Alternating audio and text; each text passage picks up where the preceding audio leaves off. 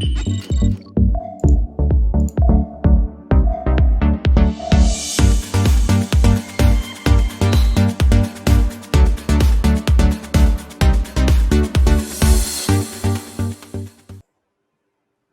everyone, and welcome to Super Sunday here on episode 45 of the APAT Show.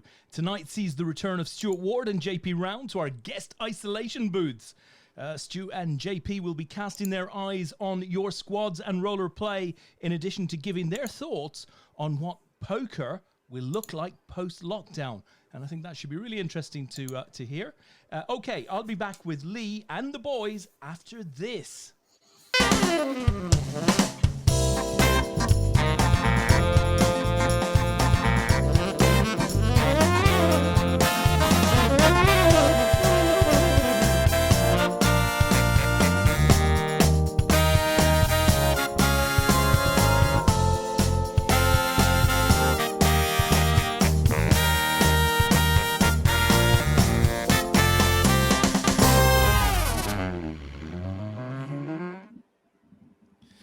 Leigh, we opened last weekend's show by introducing a couple of likely lads, and it seems to me we've got another couple of likely lads on tonight. Oh, haven't we just? Two absolute APAT legendary likely lads. A warm welcome to the show, Stu and JP. Hello. Good evening, gents. How are we doing? Evening, guys. I think we're both good. How are you, more importantly? Yeah, Excellent, thank you. All good. So Looking forward to this. playing any poker at the moment? I'm having a little go in the squads. I heard you doing well, JP. Little Bird told me you were chip leader? Yeah, I seem to have had most of the chips for most of the event, which is, it's an unusual feeling. So we'll see how long we can make them last. Well, absolutely. If anyone can... Annoying. Yeah, everyone to the left of me has chips now, so it's... Picking my spots has become a bit more challenging. Oh, I tell you, listen, JP, if anyone can help you to lose those chips, it will be Leigh and I. So let's see how well you do. We're wishing you well, of course. So, Leigh, I don't know if you can access your lobby, maybe to tell us, the chat window rather, maybe to tell us who's listening in tonight. I just seem to have lost mine. That's typical. The one day, the 1 week that you actually I haven't got the window open. Hang on a minute. bear with me one second. We'll figure this. How about you, Stu? How is your weekend going? And are you playing poker, sir? Weekend's been all right. Done a lot of working in the restaurant industry. But yeah, apart from that, I'm playing a bit of Omaha Cash now because you lot all said you were playing and I got jealous. Oh, nice. Where are you playing, Stu? Are you playing on Party or on Stars? Yeah, Party Poker, just some micro stakes, fast forward PLO. Okay. How do you find that game? I love it. It's fun. Fun on a Sunday night. There is nothing like having some fun on a Sunday night. So, exactly. Leigh, were you able to open that said window? I have got that said window open now. We are in a much better place. Share the love. Who's watching? Multi poker and everything tonight. So it's all a bit crazy. So unsurprising, Steve 40's in the chat box. Alistair Fowler says morning all. Phoebe Hallowell could have found an older picture, bestie. Is that so? Is that? That's me. Friends, yeah, that's one of my friends. Yeah, they found a picture of me when I've got hair, which is exactly. So Scouse is in the chat box. Asa says evening all. Who else? We got Al Armitage, who's doing well in the roller, which we are going to be watching. Phil TC has joined. Who else have we got? So Steve 40 says hello, Leigh and his sidekick. Is it Des? Yeah, that'd be right. That'll be me. Simon That'll Lawler's be me there as well. Yeah. So, and let's see. Yeah. So Phoebe. Yeah, Phoebe's chatting back already. That's she'll do that. She never shuts up, honestly. Listen, let me. That's what we want. Let me tell you about the picture, Leigh. Okay, so as I do, 20 minutes to showtime, I think, oh shit, I need to sort out that picture situation, and it's worse on a Sunday night because I got to sort out two of them, but. I have to say it was made easy tonight because I was start on Stu's account, went into his photos. Within 5-10 photos, I'd seen multiple photos of both Stu and JP together, having a beer, having a good time, with facial hair, without facial hair. It was just a lovely thing to see. These guys are obviously, they're besties, right? They are close mates. Lovely to see. Feel like it's a bit of a love-in tonight.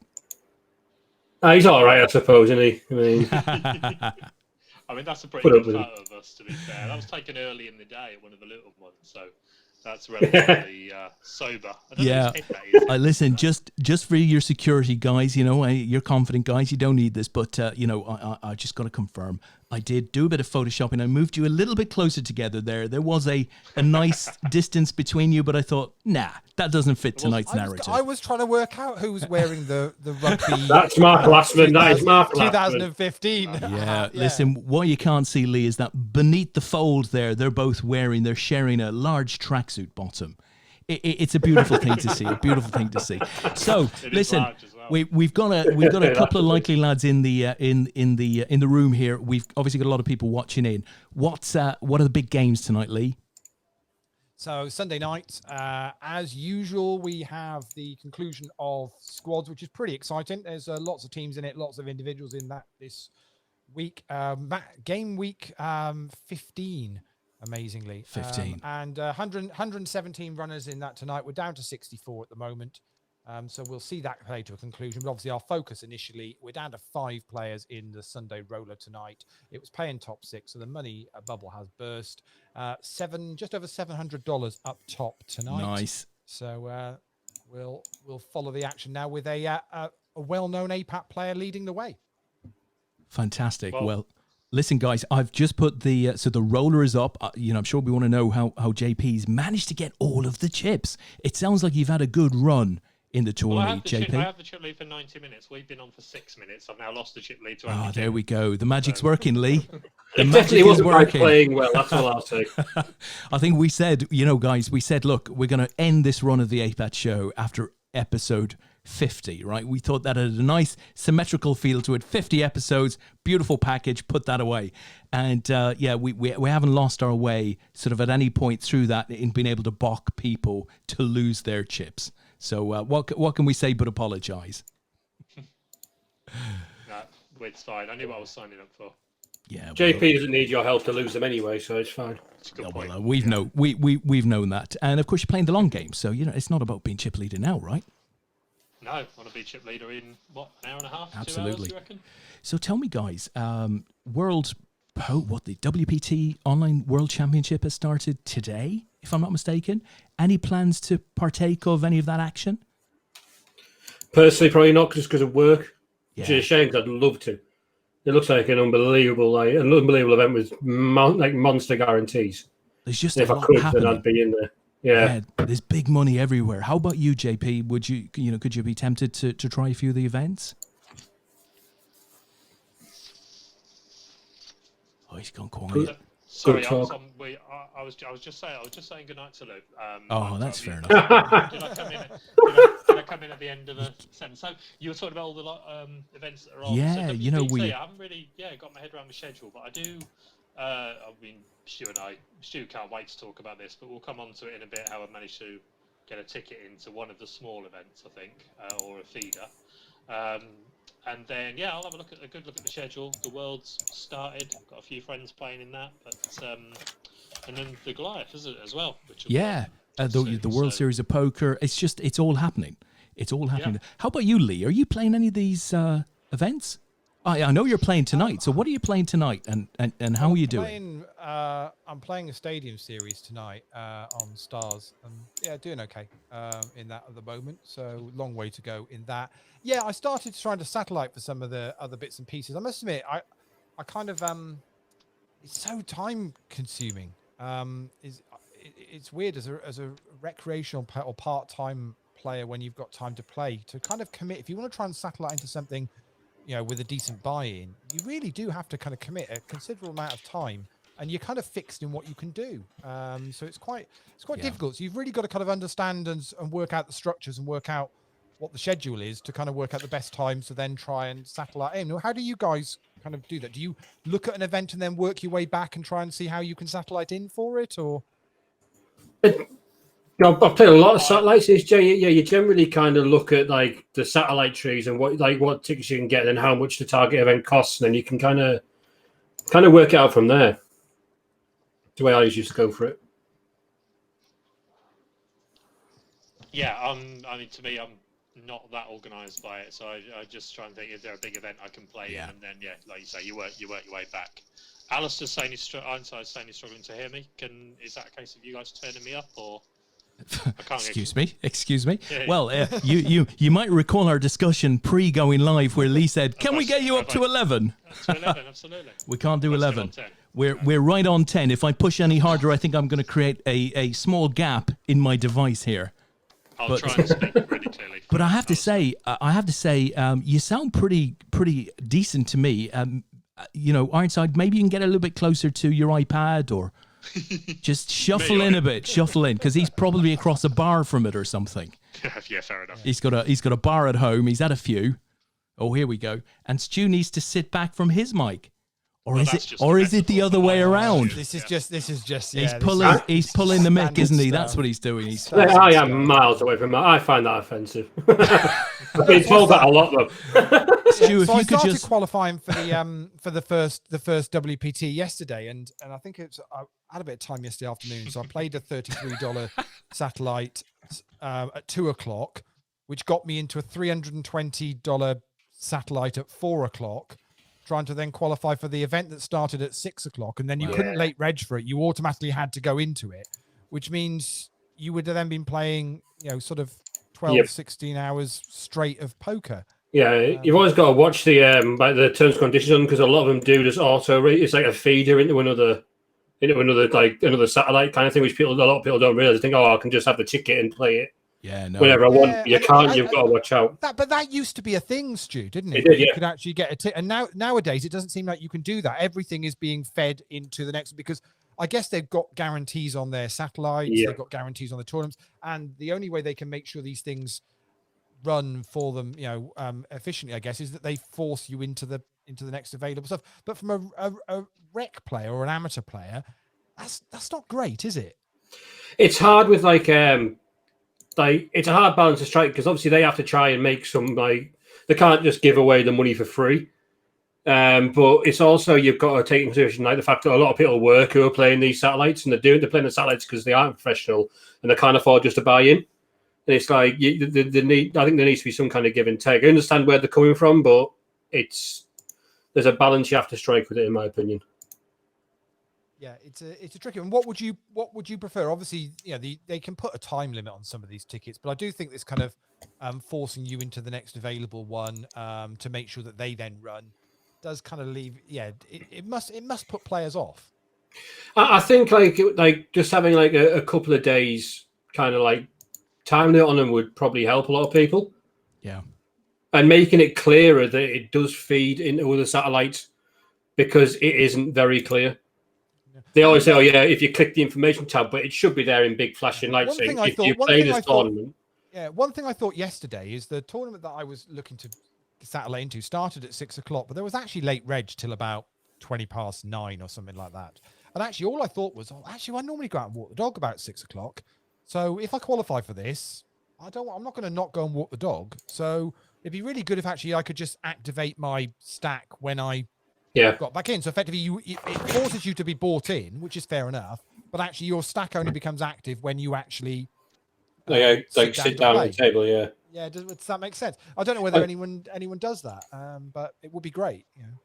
It'd just be a nice touch for the player, wouldn't it, to give them a little bit more flexibility over when the what stack they get and stuff. Because sometimes you can play these satellites and you'll get forced into an event and you'll get in there a minute before the end of late reg. You'll have 10 big blinds.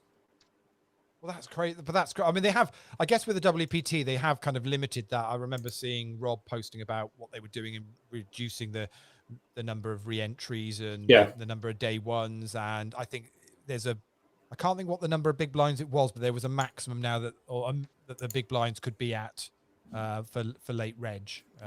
Or a minimum shot, so I can't think what it was. I think it was at least 20, if not 30 bigs, maybe something like that.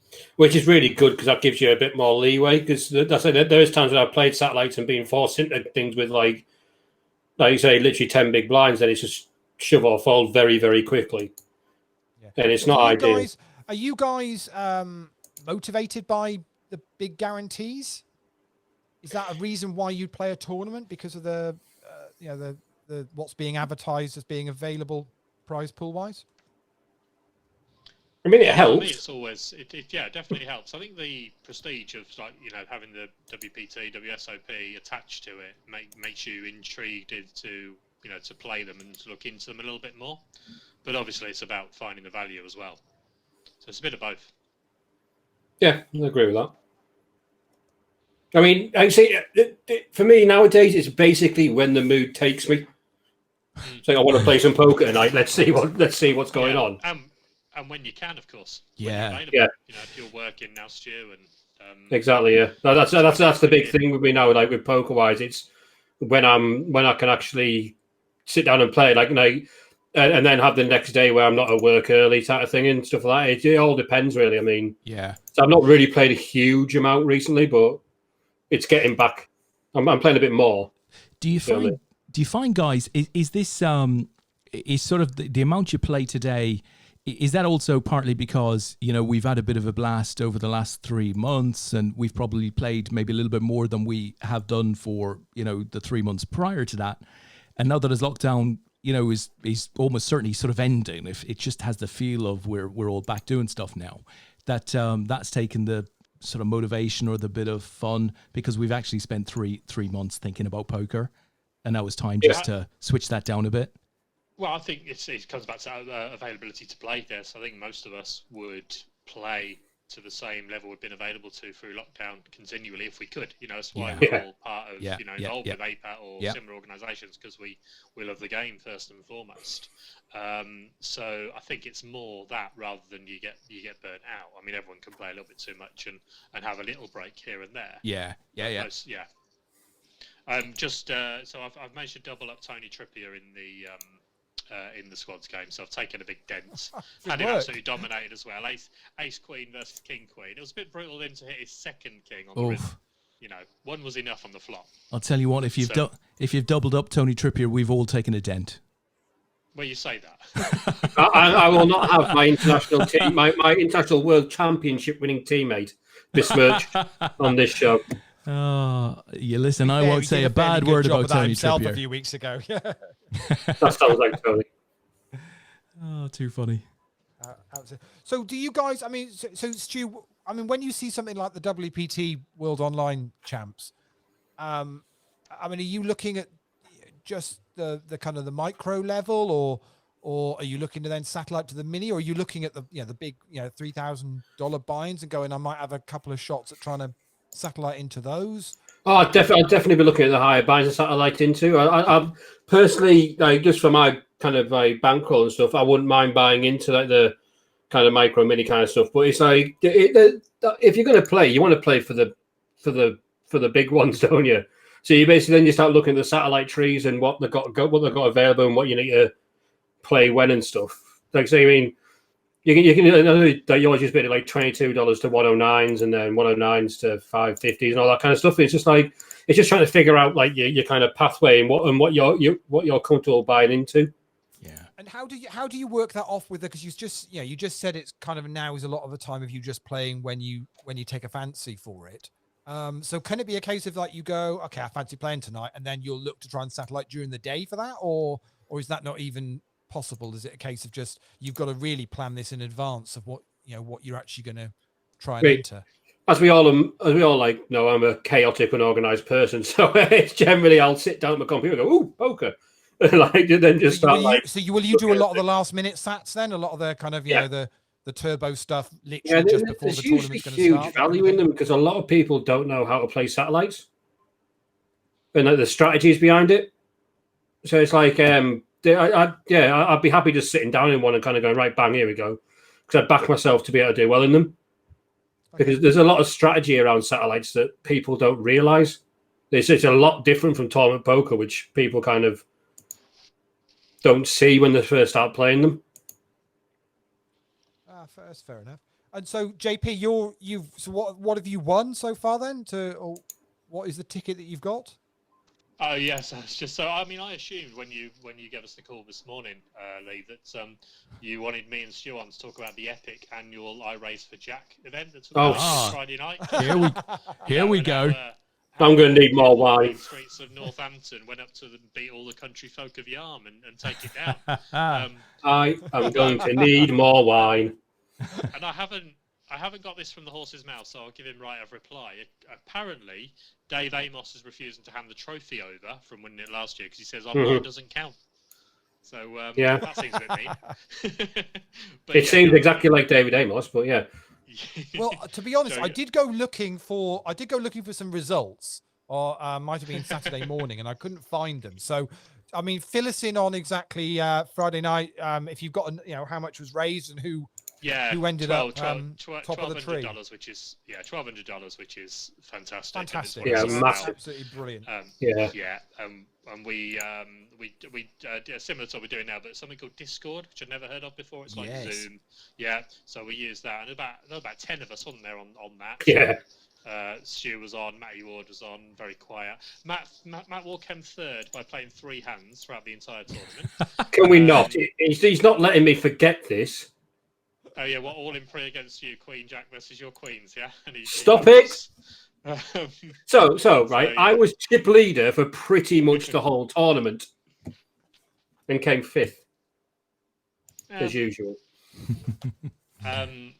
Yeah, so that was the most important thing, and then with great pride. So the final 8's got this $33 WP ticket. I'm not entirely sure what it is, but apparently Tom's going to sort that out. For the so $33 WPT ticket will get you into pretty much any of the micro events. Mm-hmm.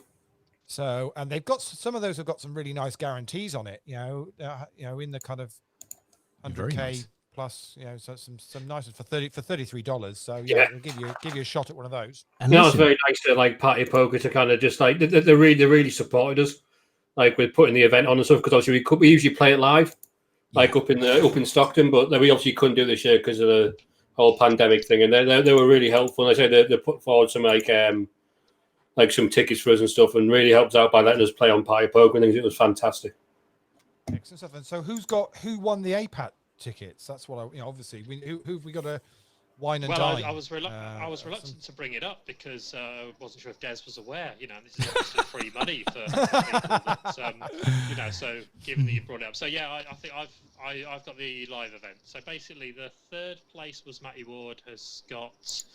In addition to that ticket, there's this event on Friday night, which is 32-player winner take all trip to Vegas. The Vegas thing. So yeah. 3rd, 2nd, and 1st have all got that, and then. There was a guy who came 2nd, very unpleasant man, very unattractive man, terrible poker player. Joby Plunkett, I don't know if you ever heard of him. Yeah. Boom. What an absolute gentleman he is. Top players. He came 2nd, and then I was lucky enough to bink the lot. So I've got the live APAT tickets. Oh, awesome! Which fantastic. Genuinely can't wait to. I've missed live poker so much, more than I ever thought I would during this period. Especially given, I've turned into someone who probably only plays 3 or 4 events a year over the last 3 or 4 years. Always come up. Well, it's interesting. So when we last had you on the show, you were kind of pretty chilled about everything and like going, yeah, it is what it is.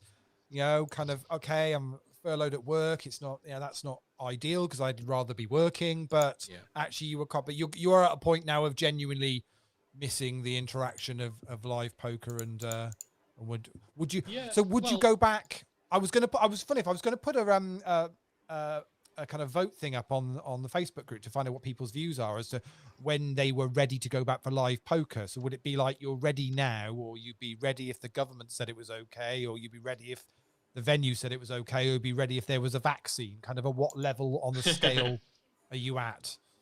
I think it's similar to sort of attending big events, so it feels like it's not far away for me.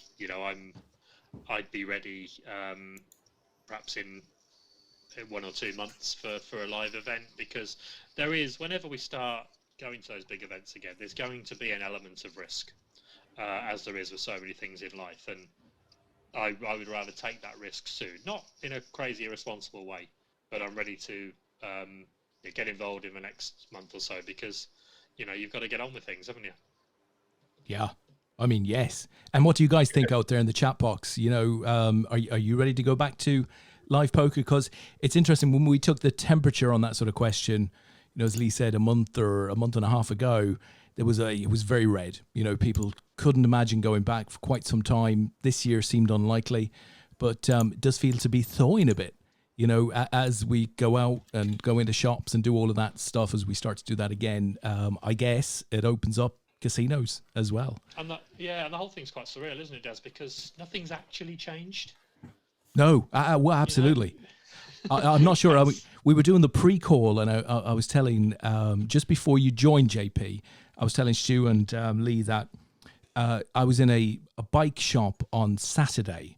And it was quite busy, and some people were wearing masks, some were not. The staff were not, and the guys were telling me that was sort of part of government advice. Fair enough. But it did feel like a bit of a step change, really. And we're quite well. I guess we're reasonably organised around where we stand in shops, and you could tell that even people who weren't wearing masks were quite sensible about how they were moving around and stuff like that. So I guess we've become quite educated to it. But, what we don't want, I guess, is a situation that the states seem to be in at the moment, which is, they have obviously, fallen back in many states, and things seem to be worse than they were previously. Mm. Yeah, I just don't know, because the advice has been... there's been complete lack of clarity, hasn't there? Yes. Yeah. And then when you look at people's behaviours and the inconsistency of them, you almost understand why they're inconsistent, because of this lack of clarity, lack of clear direction. Well, yeah.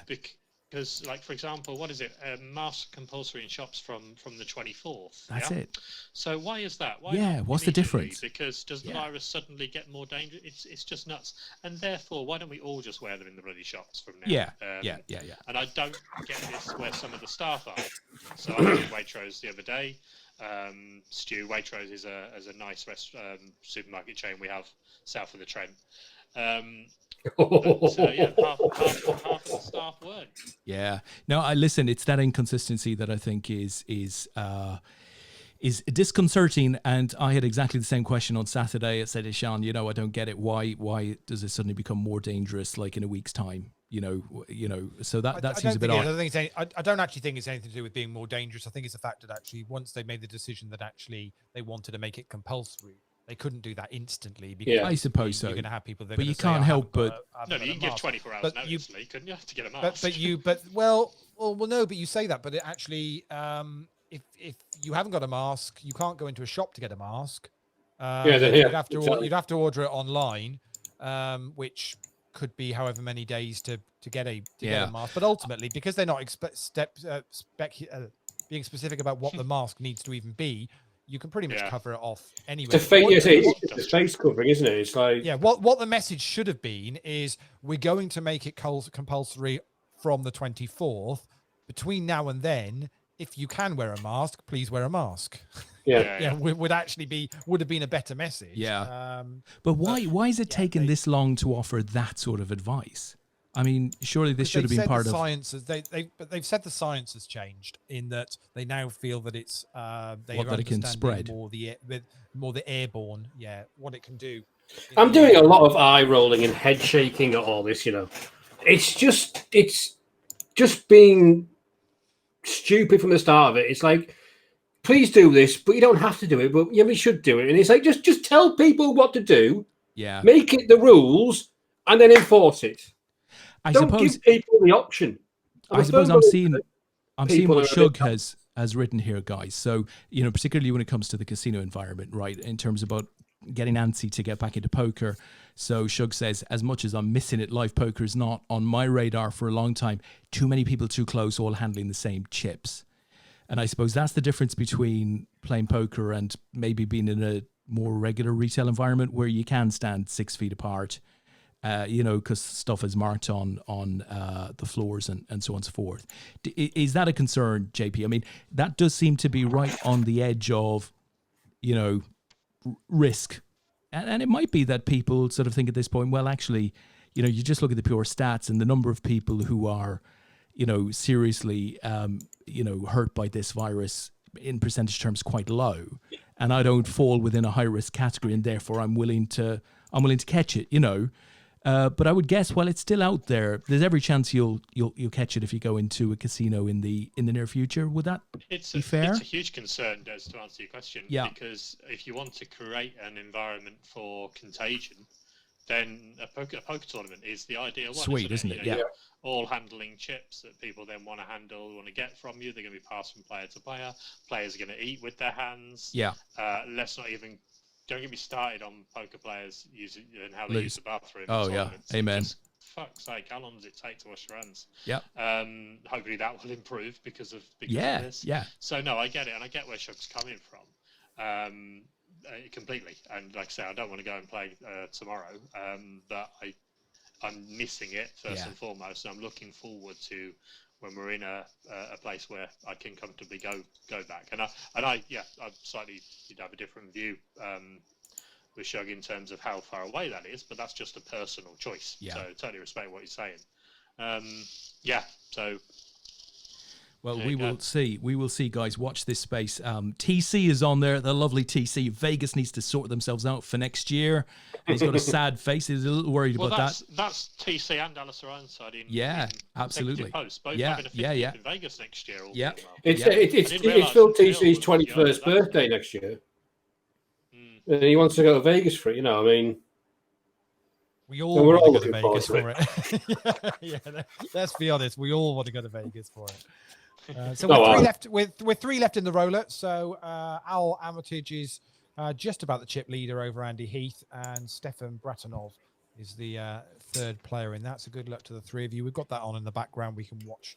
Is there any way you can click that stack size so I can see these in big blinds? Yeah, I can do rather than tilting my life. There you go. Yeah, thank you. That's easier. You know, everyone knows that he's got 19 bigs, 33 bigs, and 38 bigs. That's good. Sorry, I'm a massive believer in having big blind stacks as opposed to a. Oh, there we go. The hand as well. Absolutely. So Pete Wigglesworth says Betfred are giving customers face masks. So Carlsberg got any plans? Well, probably. Hey. It's really weird because I'm still furloughed and you're just not allowed to work. I think the HMRC guidelines are you're not allowed to work. So we do get bi-weekly updates on the overall business stuff, which is allowed. And then my boss puts in a team call with everybody, including the furloughed ones, to speak specifically about what the work's going on in our team. But there's 14 people in my team and there's only 5 working. 2 more start back tomorrow, which is good. So yeah, I don't know. It's weird. The pub environment's weird because you can't be having masks in a pub environment. There's no point because you need to handle it, get access to your mouth, to eat and drink. Yeah. It just doesn't make any sense. So yeah, it is a weird thing. So here's an interesting one. We've got 2 pub quizzes starting next week. Okay, yeah, makes sense. In pubs, which is. Wow. In actual pubs, but I mean, inside, right? Both, not like outside the pub sort of thing. Yeah, both plan to be inside. Oh, wow. Green King, both Green King venues. Green King are, I mean, you have to book a table in advance. You order your food and drink via the app. You pay for it via the app. Everything's disposable, but yeah, they're kind of open and running. I'm not saying it's a great experience. I'm not quite sure how the quiz experience will be, but actually both managers of the venues are really keen to get some things happening.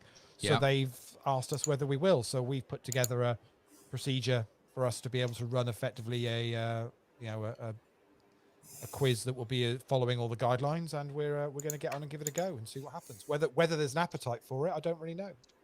I think there will be because people think just from working in the kind of restaurant kind of industry, people want to get out of the house.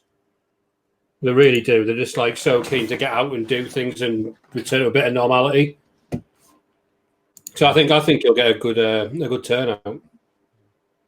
And obviously, JP, since we last spoke to you, obviously you're now worth £1,000 to them if they if they get you back working for 3 months from November. Yeah. I mean, seriously, I mean that's worth something, Yeah. Another of the most craziest grants or subsidies I think known to man.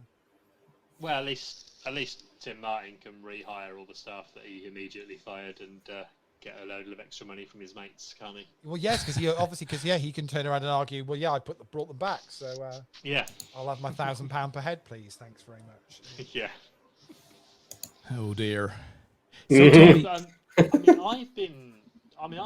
really want to go to the pub, but I've been quite relaxed about it in the sense of I want it to be right. So I think you mentioned the pub quiz. I think if a pub is doing a pub quiz and they're advertising how it's being done and tables have to be booked and things like that, that's fantastic. You know, we've got a pub near us. I haven't been yet, but everything they're saying is you can book a slot just to come for a drink. You book a slot for a couple of hours. If no one's got it in the session after you can stay for as long as you like until someone's got it booked, and it's all table service. But a lot of pubs, by the way, around here have taken the opportunity to do some long overdue work. So some aren't ready to reopen, for example. But yeah, we got a tap room just around the corner, and they opened just the outside yesterday. So that was my first visit back to the pub yesterday, and it was bloody brilliant. We sat outside, we're drinking good beer. I must admit, JP, a lot of the pubs round our way weren't in a rush to open on the 4th of July. Yeah. They were taking another week, another 2 weeks, really organising what they were going to do, sorting out their outside area. Some of them were building stages so they could do live music outside for the rest of the summer and all this kind of thing. So it's good. It's nice to see the industry thinking about it and not just opening the doors and definitely. And just asking people to come in. Yeah, I'm high street. Put a couple of sanitizer bottles out the front door. Take your phone number and then push you through into the pub. That's the way it's gone down around here. But that's just like a normal Friday night, isn't it? Yeah, it is a northeast. Yeah, everyone just does that. It's fine. Not that I'd know anymore because I don't get Friday nights to go out to the pub, but that's just me being bitter. I went and had a haircut mid last week, and they seem to be pretty well organised. They had dividers up between chairs, and the staff were all wearing sort of visors and stuff like that. And you could tell that everybody was making a pretty conscious effort not to do too much chatting, which of course is part of the hairdresser experience, right? The barber experience.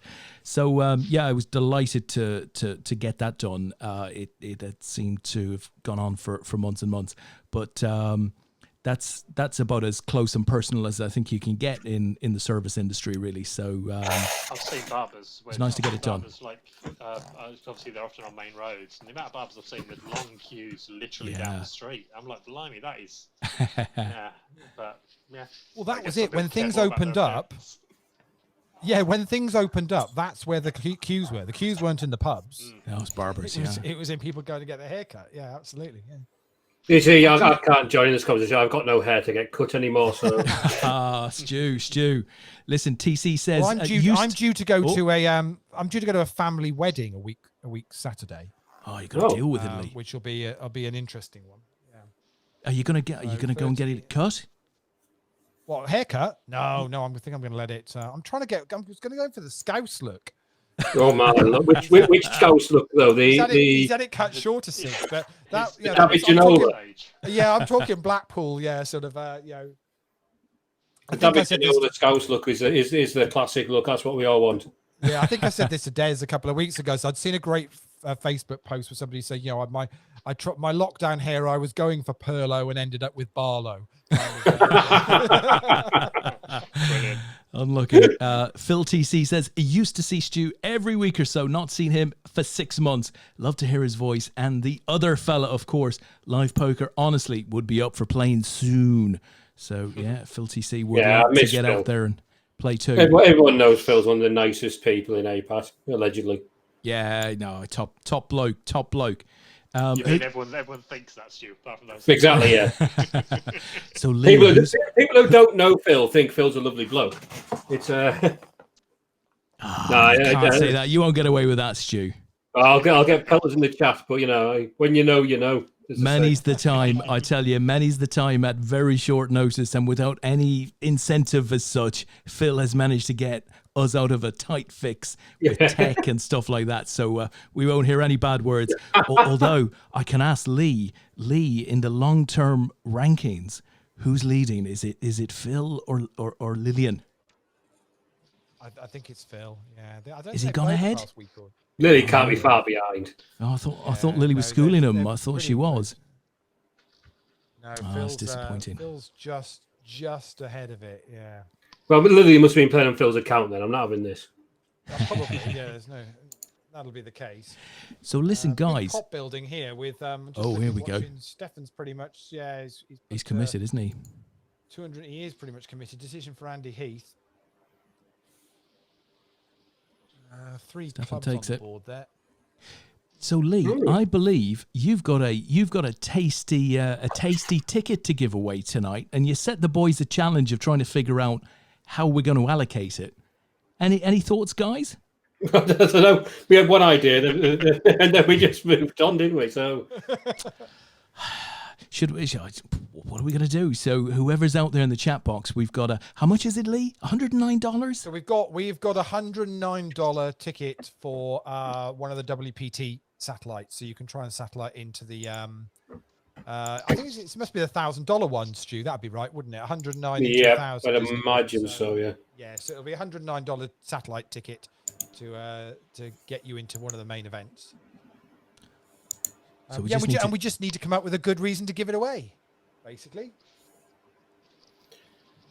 Mine goes blank immediately. Yeah. Trying to think of something that's fair. Well, listen, I don't know. Gives everyone a chance. So let me ask you a question. Would it be reasonable to put a little ask on it that maybe a percentage of any potential winnings from this ticket could go back to a charity, for example? Would that be reasonable or unreasonable with a satellite entry ticket? No, I think that's very reasonable. That's very reasonable. Well, why don't we say something like 50% of any winnings would go back to Raise for Jack? Wouldn't that be a nice... That would be fun. Maybe, but maybe not, right? It's a free ticket. You be quiet, JP. Well, I like the thought of it, and obviously we were talking about Raise for Jack unconnected with this ticket a short while ago, so it's a nice link in. I completely agree that a percentage for the charity would be fantastic. 50? I don't know. I guess it's a totally free ticket. You guys are the boss tonight, right? Freebie, you get to make some calls. If you can get through. I agree with this completely, 100%. Because it's 109. Like if it was a $10 ticket or a $25 ticket, yeah, I might have a different view. But 109 is a pretty. To 75%. Yeah, go straight up. Fantastic. Yeah, why don't we say 50%? What about? Well, yeah, it's getting a lot of support in the chat. The chats, it's the same people, isn't it? Every time. Why don't anyone who's in the chat who wants to go for it just do it? Say they're up for it, like you used to with Turbo, and draw it at random. Yeah, I love it. Let's do that then. That's easy. Wayne Parker says we should give it to the longest APAT player. I mean, how are we measuring that? Oh, John Murray does not need any more tickets in the Wayne thing. Parker's only about 5'9", isn't he? I was going to say. Oh, for God's sake! Unless he's talking about something else, so I don't want to go there. Oh, in many ways. Hell no. Steady. Yeah, Lou makes a good point, or Shug makes a good point. Give it someone who will cash. Yeah.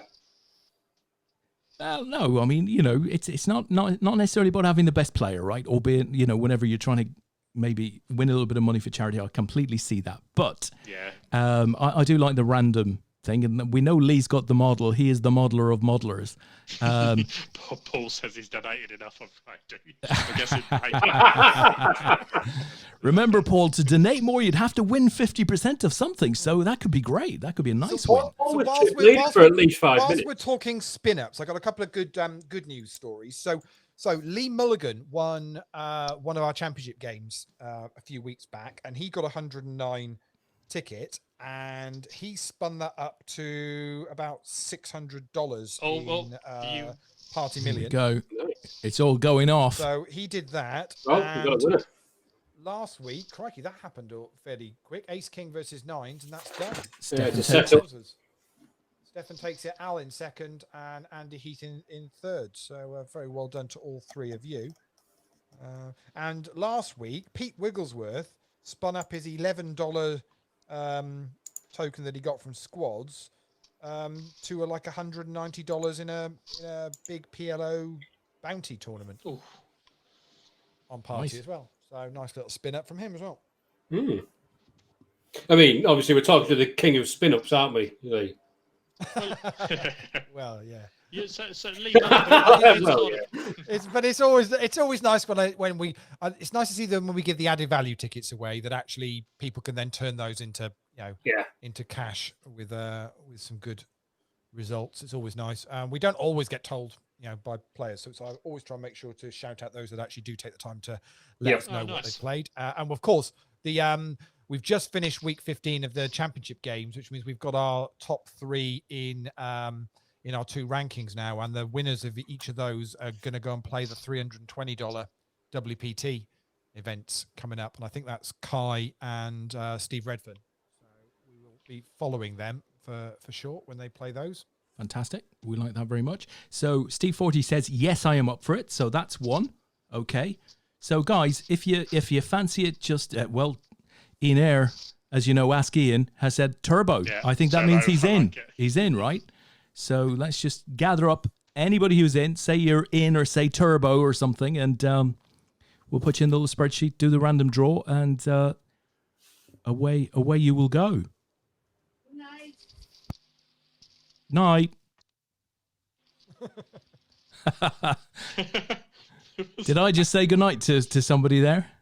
Yes. That'll be Mother Ward. Oh, that's fantastic. Phil says, I would, however, I'm shite. My vote would be Stuart JP. Best APAT story in 60 seconds wins. Oh, yes, we could do that. We should do that anyway, I think. Best APAT story not involving me or JP. So Pete's in as well. He says turbo. Frank Bailey is in. Good to see you, Frank. Yeah, Steve is in, turbo or something. That gets you in. Asa says turbo. Yeah, so we got a few takers now, guys. Tris says, count me in, please. So JP and Stu, we should put you in the spreadsheet as well. So it's all random. I assume you're both saying turbo. Okay. I don't. Yeah, perfect. Sorry, Lee, we've come up with some extra typing for you. I was going to say, yeah, don't worry. We should have been doing this every week instead of Turbo Millionaire. You could actually give the prize to the fastest ever Turbo Millionaire. I just nice. To me. I like that. I'd rather Warren Brooks is in turbo. How many we got in so far, Des? I don't know, mate. Sorry, it was a really long list. Do you want me to help you call them out? So you got Wayne Parker, you've got Warren Brooks, you've got Steve 40. Now Ironside's been tricky. He said night. Yeah. What the hell? What's that about? Just put him in. Just put him in with a question mark. Lou Brush, of course, the wonderful Shug says turbo me, which sounds a bit rude. That sounds a bit rude. Andy Kingan says turbo. Tris says count me in, please. Asa is in there. Scouse is in there. Frank Bailey's in there. Pete Wigglesworth is in there. Wayne says add me 50% to the draw. I'm not quite sure. I think he's agreeing to the 50%. Oh yeah, okay. Well, if you're in, guys, that's the asterisk, right? Ian Air. So still going up. Let's have a look. Ian Air 100% turbo, yeah. And I think Asa already got Asa in. So Paul Haycock, sir, do you want to jump in? That's a free to enter comp with some goodies at the end. Okay, I think that's it, guys. So if you haven't heard your name called and you'd like to be involved, give a shout. Don Logan comes in with a late turbo. Very, very good. And, of course, JP and Stu. Can we have it on a bounty for JP, please? That's because he's got a million chips more than me. And he's just been moved into the seat to my right. I see what he's doing. And he's just raised a big blind, but then you expect that from Scouse. I am going to bust him this hand. JP, every time, it's not your big blind, it's the big blind. Come on, you're better than this. Just an expression, Stuart. Calm your boots. Ironside said goodnight to the person that said goodnight on air. That makes sense. So Ironside, are you in this? Are you in this competition or not? Are you in this random draw, sir? Let me know. Erzy said prize to the drunkest turbo millionaire. Oh, wow. That was Erzy. No question. Put me in. So Ironside's in there as well, Lee. I think that's the lot. Let's do it. What about the drunkest guest? Was that Tony? Let's count that one out. I don't think Tony was that drunk. He was just difficult to get a handle on. He kept moving between chairs, didn't he, Lee? Yeah. Bloody nightmare. I must admit, when I saw you'd invited Tony Trippier, and I was like, "This will be interesting." I have to say, it was one of the most enjoyable to do. I think, yeah, it really was. And you know, for all of the people who commented about sound levels at the start of this particular stream, Well, you should have experienced the sound levels on Tony's night because he was continually moving back and from and close to the mic. It was challenging. I'm all in squads. Just here we go. Scouse and Andy King in the blind. Oh, you're on the live table. So good luck, JP. And his best friend. And he gets that through. JP is up to 313k. The average here is 508. I know. I'm not. There's only 3 people. Can we click the big blind button again? So I can see what the big blinds are. Yeah, I can do that. I can do that. There we go. JP sat on 15.6 big blinds. That story checks out. You'll have been there since like hand 1 of the tournament. Were you not listening the first 2 hours, Stu? No. Well, not to you anyway. But, you know what I mean. Story checks out. So by the way, you're getting like me and Stu on at the same time. It's a good job it's not in a few days' time because it could be a bit awkward. Stop it. Potentially. No, I'm not. I mean, I don't want it to happen. I'm not even batting aside. Yeah, so Wednesday play Middlesbrough. Is it Wednesday night, Stu? Yes. Or, last round of championship games. But then it could be a twist, couldn't it? We could potentially relegate you on points, and then we could get the points deduction. So then instead of you. Oh wow! Well, the thing is, right. That's going to be quite.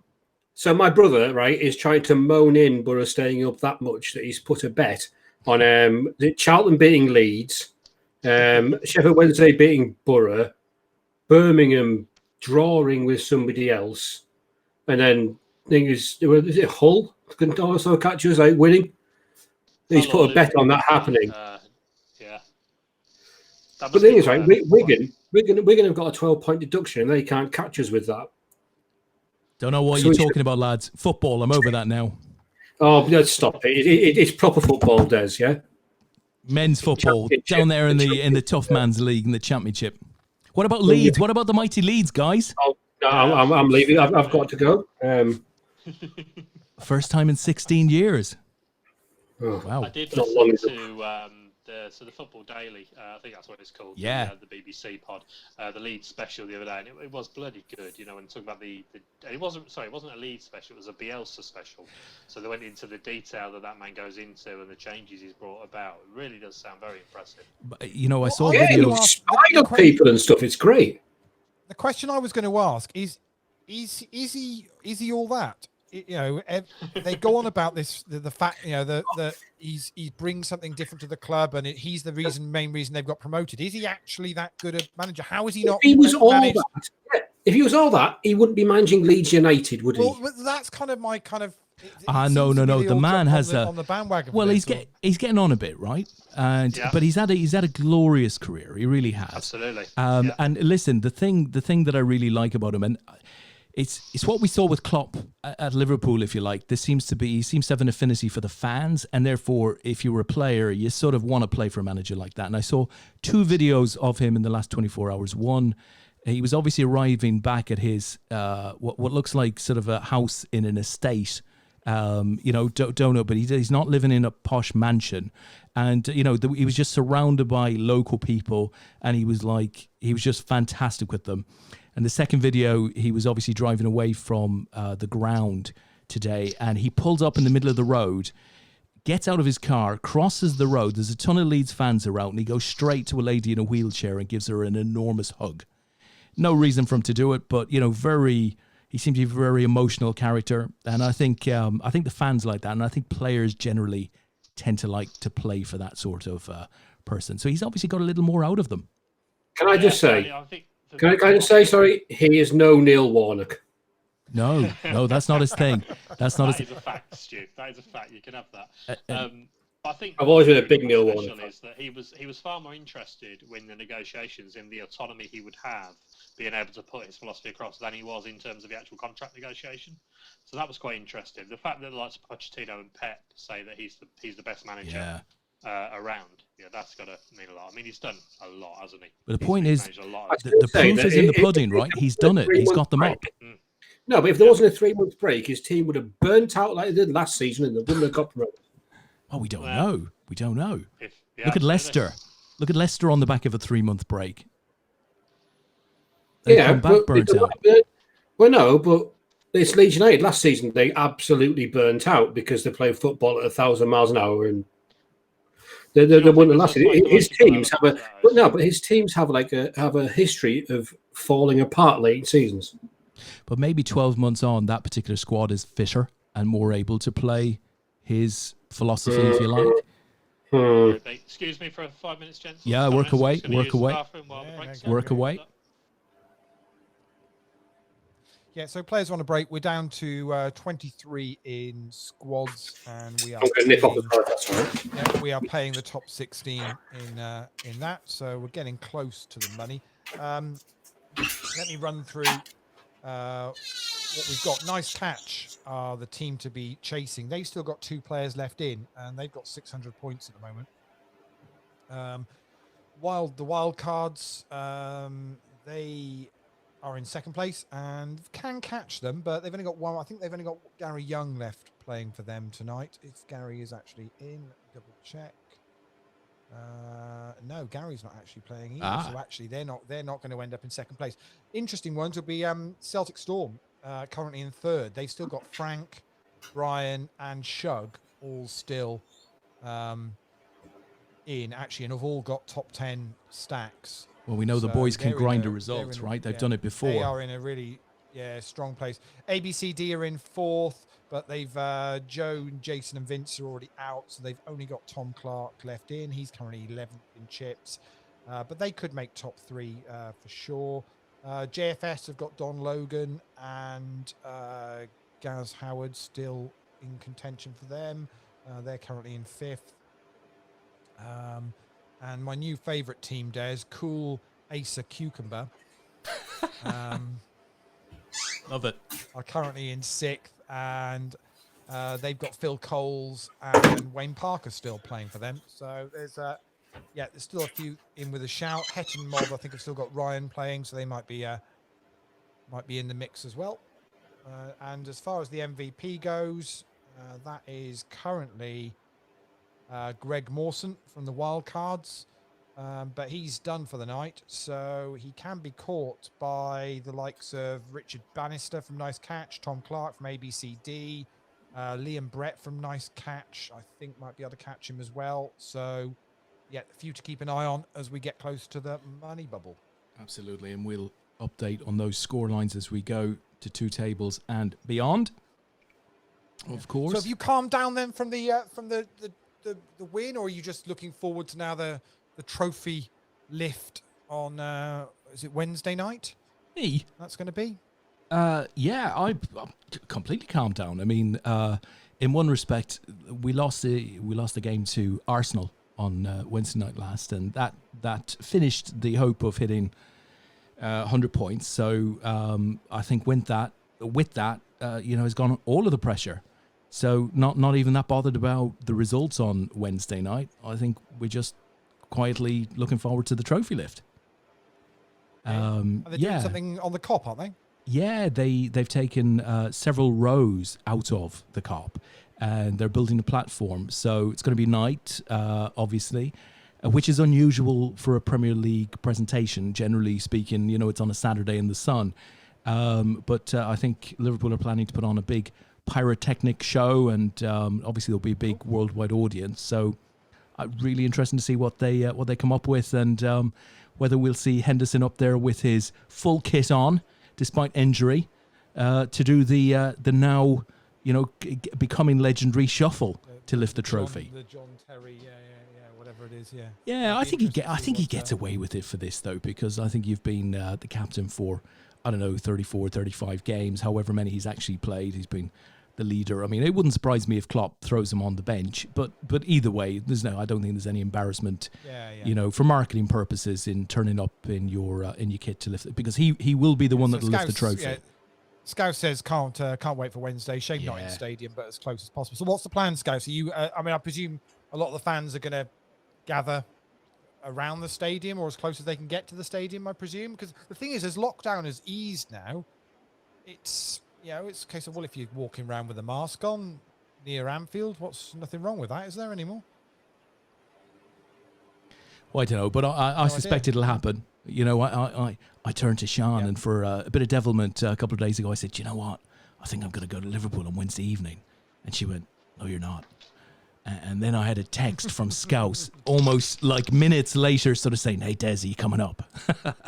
So I don't think I'll be there, but I would love to be there. It's a long way to go for, I don't know, but I don't think I'll be there. But I suspect thousands will.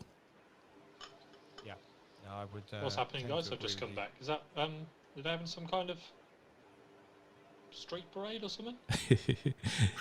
Yes, we're talking about the fun and games that will be around Anfield on Wednesday evening when the old trophy lift is done.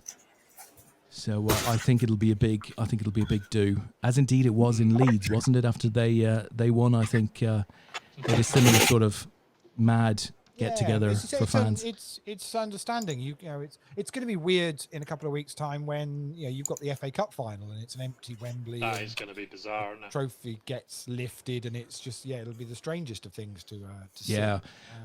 It's funny enough. I think you'll sort of maybe from a TV viewer point of view get away with it at night, but it'll be harder in an empty stadium. I actually think if they're building a stage, on the Kop and the game will finish, and then that will all be ready to go because obviously they don't have to put anything out on the pitch or anything. They'll get all the photographers around for it. It'll look quite impressive actually. Yeah, and I think there's every chance that I think it's got that kind of rock star kind of feel about it, isn't it? Because it's up on the stage behind the goal. It's exactly that. It depends on how big and what the stage is, right? So they could use the Kop as a prop. They could be all sorts of scarves and they could really do that up to look pretty spectacular with lighting and stuff like that. Who knows? It'll be unique. It'll be quite different. But we're not, crikey, 30 years, right? We'll take it. We'll take it anyway.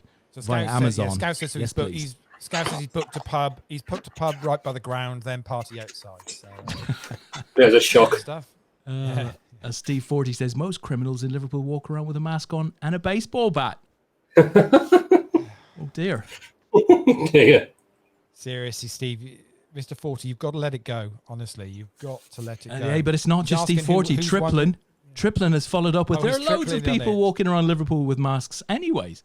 More than likely, other reasons. Can I just say, just in case you thought you couldn't love Tristan anymore, he sent me a message the other day because he'd satellited. We were talking about satelliting earlier on. Actually, Tristan satellited into the WSOP opener on the cheap. So well, the man's a beast.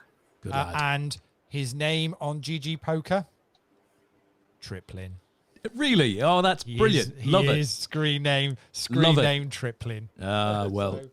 Well done. I think Tristan could be one of the most popular people at APAT. Yeah, lovely bloke. Lovely bloke. I mean, he's an absolute hero. I mean, I'm biased because he does a lot for Race with Jack and stuff. Yeah. But he's just such a nice guy. Yeah. Such a nice guy. A lot of nice people at APAT, I have to say. Good people.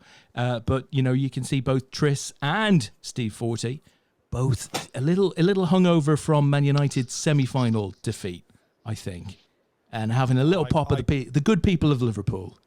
Well, you see, right? I got over that a number of hours ago. Honestly, I was going to say that Liverpool deserved the title this season, and then Liverpool fans talk, right? And then I kind of go, I don't want to say that anymore because it's Liverpool fans. Tris is still in the WSOP. Excellent. Good lad. Good things come to good people. I had a real love for Man City from their winning the league in 2012 all the way through because they play brilliant football, but they haven't half got a bit. Liverpool fans have a reputation, but they aren't half a bit sarky on things like Twitter and stuff. I mean, some of them are quite sarky. So, I must admit to calling for Arsenal last night. As a neutral in this situation, there is any place to judge football fans. I agree. So in principle, agree, but a lot of them live there. They live under things. But that's the point. They live under. Twitter's probably closer to Liverpool than most Liverpool fans are. Yeah. But anyway, literally, it's I thought to myself, I'm going to be magnanimous here because Des, you're well aware of my thoughts. Oh yeah, absolutely. Around Liverpool, it's just so easy to wind the fans up. It's great. But But I was like, oh, I'm going to be nice, and then I just see there's a constant posting. It's like, nah, stop that. Oh, it's wildly tribal, isn't it? And that's what I said when we lost to Arsenal. I suddenly felt quite relaxed. No more targets for the season. No more anything. It's just now play it out. And honestly, if we dropped a few points to Chelsea, wouldn't be that upset. Similarly with Newcastle, if those points would do them any good. Don't drop. But I'm sure the scouts. I'm sure the scouts told me that Liverpool were the greatest team the football world has ever seen. Yeah, I think we but are. to be fair, Hartlepool United fans sing that from the terrace, so that's just something you sing, isn't it? No, we've got the gold badge, and we've got all the badges at the moment. All the badges. We might not see them again for a while, or we might be lucky and get another good run next season. All the badges, you got your knots and stuff. It's like, no, honestly, I think next season the Premier League is going to be very tightly contested, and I think Man United will play as well. Yeah, listen, I wouldn't disagree with that at all. They're keeping the defence. I don't. Well, yeah, because City are going to spend an absolute fortune this summer. So I mean, the thing about City is Actually, I was just thinking, it's been a week since we've done a show, Des, and let's just take you back to the show last week where I said, I'm pretty sure it's going to get overturned. You said, no, I don't think it's going to get overturned at all. What sources did you have? I was always. I mean, it's been overturned on a technicality, right? So it's like because it's outside the 5-year statute of limitations. That's why it's been overturned. I think it's been overturned because actually there wasn't really. Yeah, good luck, JP. Really cheers. I mean, not in the looser sense of the term, but that's if he gets a caller here. No, he doesn't. I think it got overturned because I don't think the evidence was strong enough for there to be a case in the first place. It seems to have been strong enough for a $10 million fine or €10 million fine. But $10 million fine is. But any fine, right? Wasn't that Jose Mourinho's? Wasn't that his response the following day? It's a disgrace, right? So it's a disgrace either if City were guilty and were then found not guilty, or B, it's a disgrace if they've been fined $10 million for not doing anything wrong. So it's a good point. They got fined, but they got fined for not actually not supporting the case against them, and actually they basically just were being awkward about it, which, to be honest, when you now realize that actually there wasn't really a case against them in the first place, you can kind of understand why they were being a bit awkward about it. End of the day, we have a process in place, and it got proven that actually they hadn't done what they were being accused of doing. Yeah. I'm sorry, but no team has ever won the title without spending money. Do not mention net spend. Stop it. You ripped off Barcelona for £100 million for Philippe Coutinho. That does not 140 euros. Oh, yeah, exactly. We'll take that. Spent a fortune, Stu. You are? I don't think Leicester spent a fortune. Yeah, well, no, but that was an absolute freak outlier that we all. Yes, it was. And Stu, like it or loathe it. I mean, net spend is a real thing because it sort of talks about spending the money that you have. Can you hear my eyes rolling? Or you spend £80 million on a centre half and £70 million on a goalkeeper, and we could probably sell them both for significantly more than that today. The keeper, not so much Van Dijk. Good investment, but you're right. We spent that money not before we got 140 million from Barcelona. Thank you very much. Every day I get up and I say thank you very much. Carroll. Yeah, they gave us like the best part of 140 million euros for Phil Coutinho, and we then spent that money pretty wisely. You spent money on Andy Carroll and Stuart Downing. Oh, that was then. That was then. I'm happy to admit mistakes were made, and to be honest, Stu, trophies were not won. Exactly. Even though you spent the money on very poor players. But look at the last 12 months. They've won 4 pieces of silverware. I'm not counting that friendly tournament in wherever it was where you won the world championship. Well, it's a pretty tough qualifying tournament. No, yeah, I'll give you the Champions League and I'll give you the Premier League, but that's pretty much your loss. No, but you got to win the Champions League to get into it, right? Well, yes, but then you get there and you don't play a game until the final, whatever it was, and you play against like Flamingo from Brazil. Carry on. I can do this all night. We'll lose our audience, though.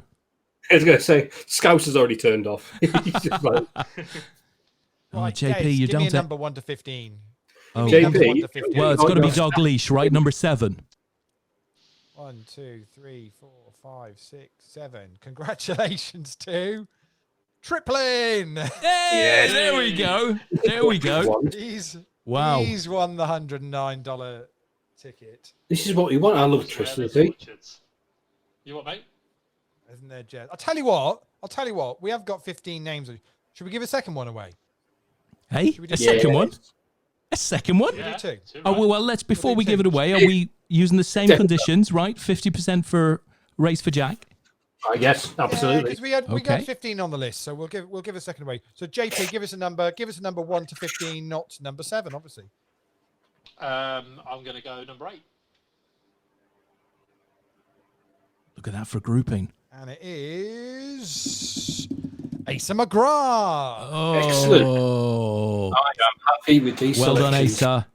I said 9, yeah? Excellent. Well, Tickets to both- I'll tell you tickets what, to both lads. of you guys. You got a couple of very decent players there. They could absolutely do some good stuff with those tickets. I can hear Lucy squealing and After clapping. this week- Yeah, After this weekend, yeah, football, Castle they needed to pick me up those 2. we've done well there. We've done well. No, I mean, it's great. I know I'm biased, but I love Tristan being in there because he's been a big Race Jack supporter as well. Yeah. So I'm over the moon with that. And he's also an absolute animal. And I think poker. Asa said earlier in the thread that he donated everything apart from his trousers over the weekend to the Race for Jack. So he's obviously had a bit of a run. So good, yeah, good for him. Hopefully a little bit of consolation for the two Manchester loving lads following the semi-finals. You just can't help yourself, can you? You really Wow, just. I mean, you really I'm go so there. relaxed Wow. at the moment, Stu. You wouldn't believe it. Cannot I am believe. so relaxed. Cannot believe you've gone there. Wow.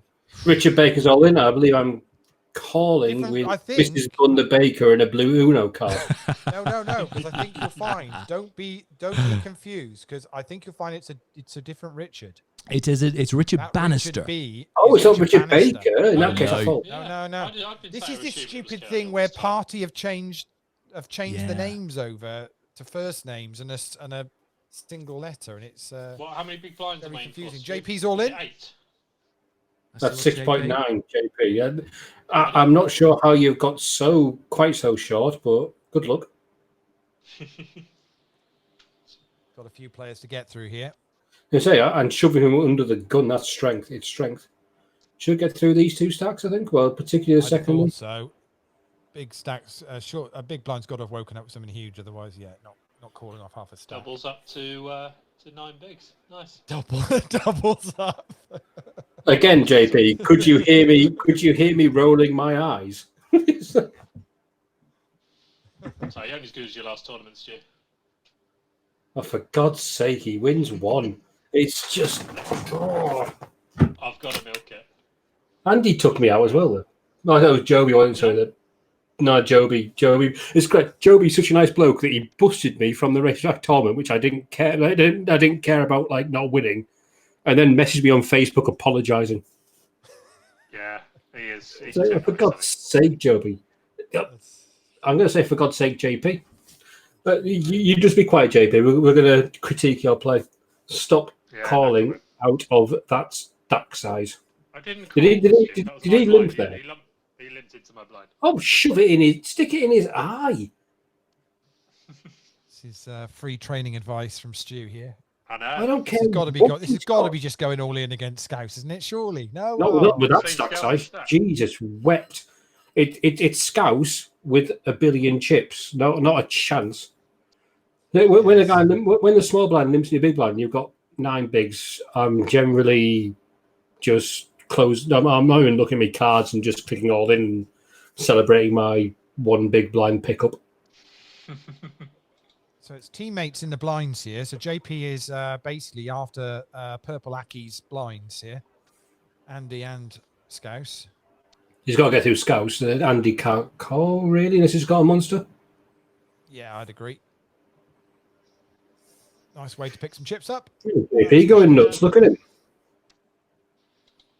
It's another nice spot, JP, if everyone folds. No, I won't. Foldy. That's the way to go with it. So what's the plan then, Stu? Are you going to play some? You're going to play some more of the WPT stuff? Is that the? Well, aim? I've Have you got got my particular ones you $33 want to play, or? I've got my $30 tournament. I need to look at. I'm not. To be honest with you, I've not had a chance to look at the schedule. So it runs. It's pretty much running from this weekend through till the first week in September. It's pretty much a different tournament each kind of weekend. Really, there's a day 1 and a day 2, and all of them are 3-day tournaments. Even the micro buy-in ones. As what a time for Dimitri That's to an up with aces. absolute setup. Wowzers. That's disgusting. Yeah, but all of them are really deep structures, decent clocks, and saying they're all 3-day tournaments with 2-day ones. So Honestly, I've played on party poker for about 5 years now, fair regularly, and the structures they have are generally brilliant. It's like you get so much play, and as a more aggressive player, you can build stacks like really well with the. It's his Scouse's call there is strange. interesting. He's just posted in the chat. I'll call any 2 blind on blind, and if you limp, JP, I shove. So walk or risk every time. Oh, that's like fighting talk. Just stick it in his eye. There's also no new information there, isn't there?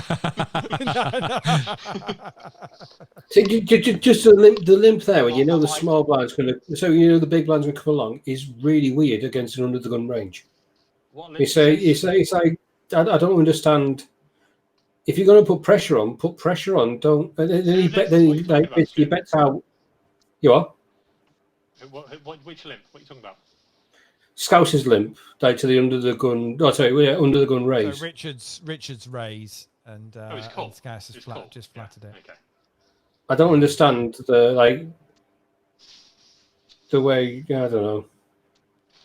He could be miles better than me, but with the stacks out of that, I don't want the 45, 46 big blind stack coming in. See whether his bets. Now it's been called. Well, and that flop particularly smacks the big blind range. I'll probably bet out there if I was him.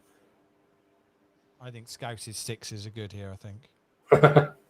Yeah, I'm probably going to look like a complete arse, but I don't know. No, he's taking it. I think he was pretty strong there. Yeah, he goes over 2 million just in chips. So Steve 40's asked me a question: will there be a PLO championship next Friday? As JP goes on, he's going to call this time. Good luck. Can we have an ace versus 9? So we need to hit 1 diamond. Oh, here we go. He's got a sweat. Oh. Bubble. Oh, 1 off the bubble. Unlucky JP. The curse of the show continues. Yeah. So, $11 though, JP. No, we're not in there. We're not in the money yet. Are we not?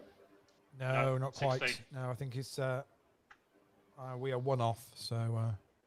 So Steve 40 asked whether there's going to be there's a PLO championship game next week. Now this weekend was the last week of the weekly championship events. They will be moving monthly. You'll still be able to play the same No Limit Hold'em and PLO games on a Friday and a Saturday, but they'll be reduced down to $11 buy-ins, but exactly the same structure. You'll be able to play with those. We're also adding a game on a Monday and a Wednesday at 7 o'clock to give us a complete 7 days a week tournament at 7 o'clock in the evening. And we will be putting added value on every single one of those to give you a ticket into the monthly championship games, which we'll do at the end of the month. And there will be 3 of those now. There will be a No Limit Hold'em, PLO, and a PLO 8 championship as well at the end of the month, which will be medal events with added value as well. More details to come next week. So Andy shoved under the gun into Scouse's big blind. Love it. It's been flattered by. It's been flattered by the button, and it's Well, he's got live cards, and he's hit one. And he's hit I don't understand the flat with ace 10. No, it's not the strongest of hands to be doing that. You're either reshoving with that, aren't you, or just Yeah, or actually Scouse thinking, Scouse is never calling the shove. What was it for about 25% of Demetrius's stack? Yeah. Yeah, it's like you either Roughly shove about, or yeah. you fold. Yeah. It's I don't understand the. I know now we're teammate on teammate. There'll be a fold coming here. I would imagine so. Stop tanking, Scouse. We all know what's coming. We've all played team games. Stop wasting your time, Bank. So yeah, Ironside, there is still squads next week, exactly as it has been every week. A few don't know where people start talking, but a few people have asked me, "Oh, is it the last week of squads?" Nope. It'll carry on next week. We're still seeing over 100 runners on average for each squads game, so no reason to change that. We'll slightly tweak the added value, but other than that, it will be carrying on as it always has. Week 16.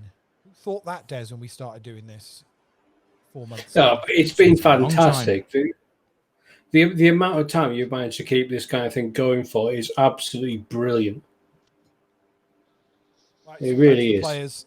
The players putting teams together, and we're still seeing. We haven't had a week where we've not put a new team in, which has been amazing. So it's all about people sharing it and getting involved, letting others know about it. I think the formats. How many weeks has it been? It's great for people to. How many weeks did you say, Lee? This is week 15, just finishing now. And how many weeks does it feel like for you with all the spreadsheets and a lot? Day 7,623 in the Big Brother house. Yeah. It's been quite a few. I have typed Stephen Healy's name into the spreadsheet 106 times. Just change it to Bull. It'll be fine. Yeah, exactly. Yeah. But there's been some crack. I mean, it's what's great is you get to see all of the players obviously that play the tournament, and people. We still get new people that play now. Like Daniela Rodriguez played for the first time tonight to finish 27th. You just get random people that turn up and play. Daniela's from Brazil. Not played before and played for the first time tonight. When's the first Brazilian APAT, Des?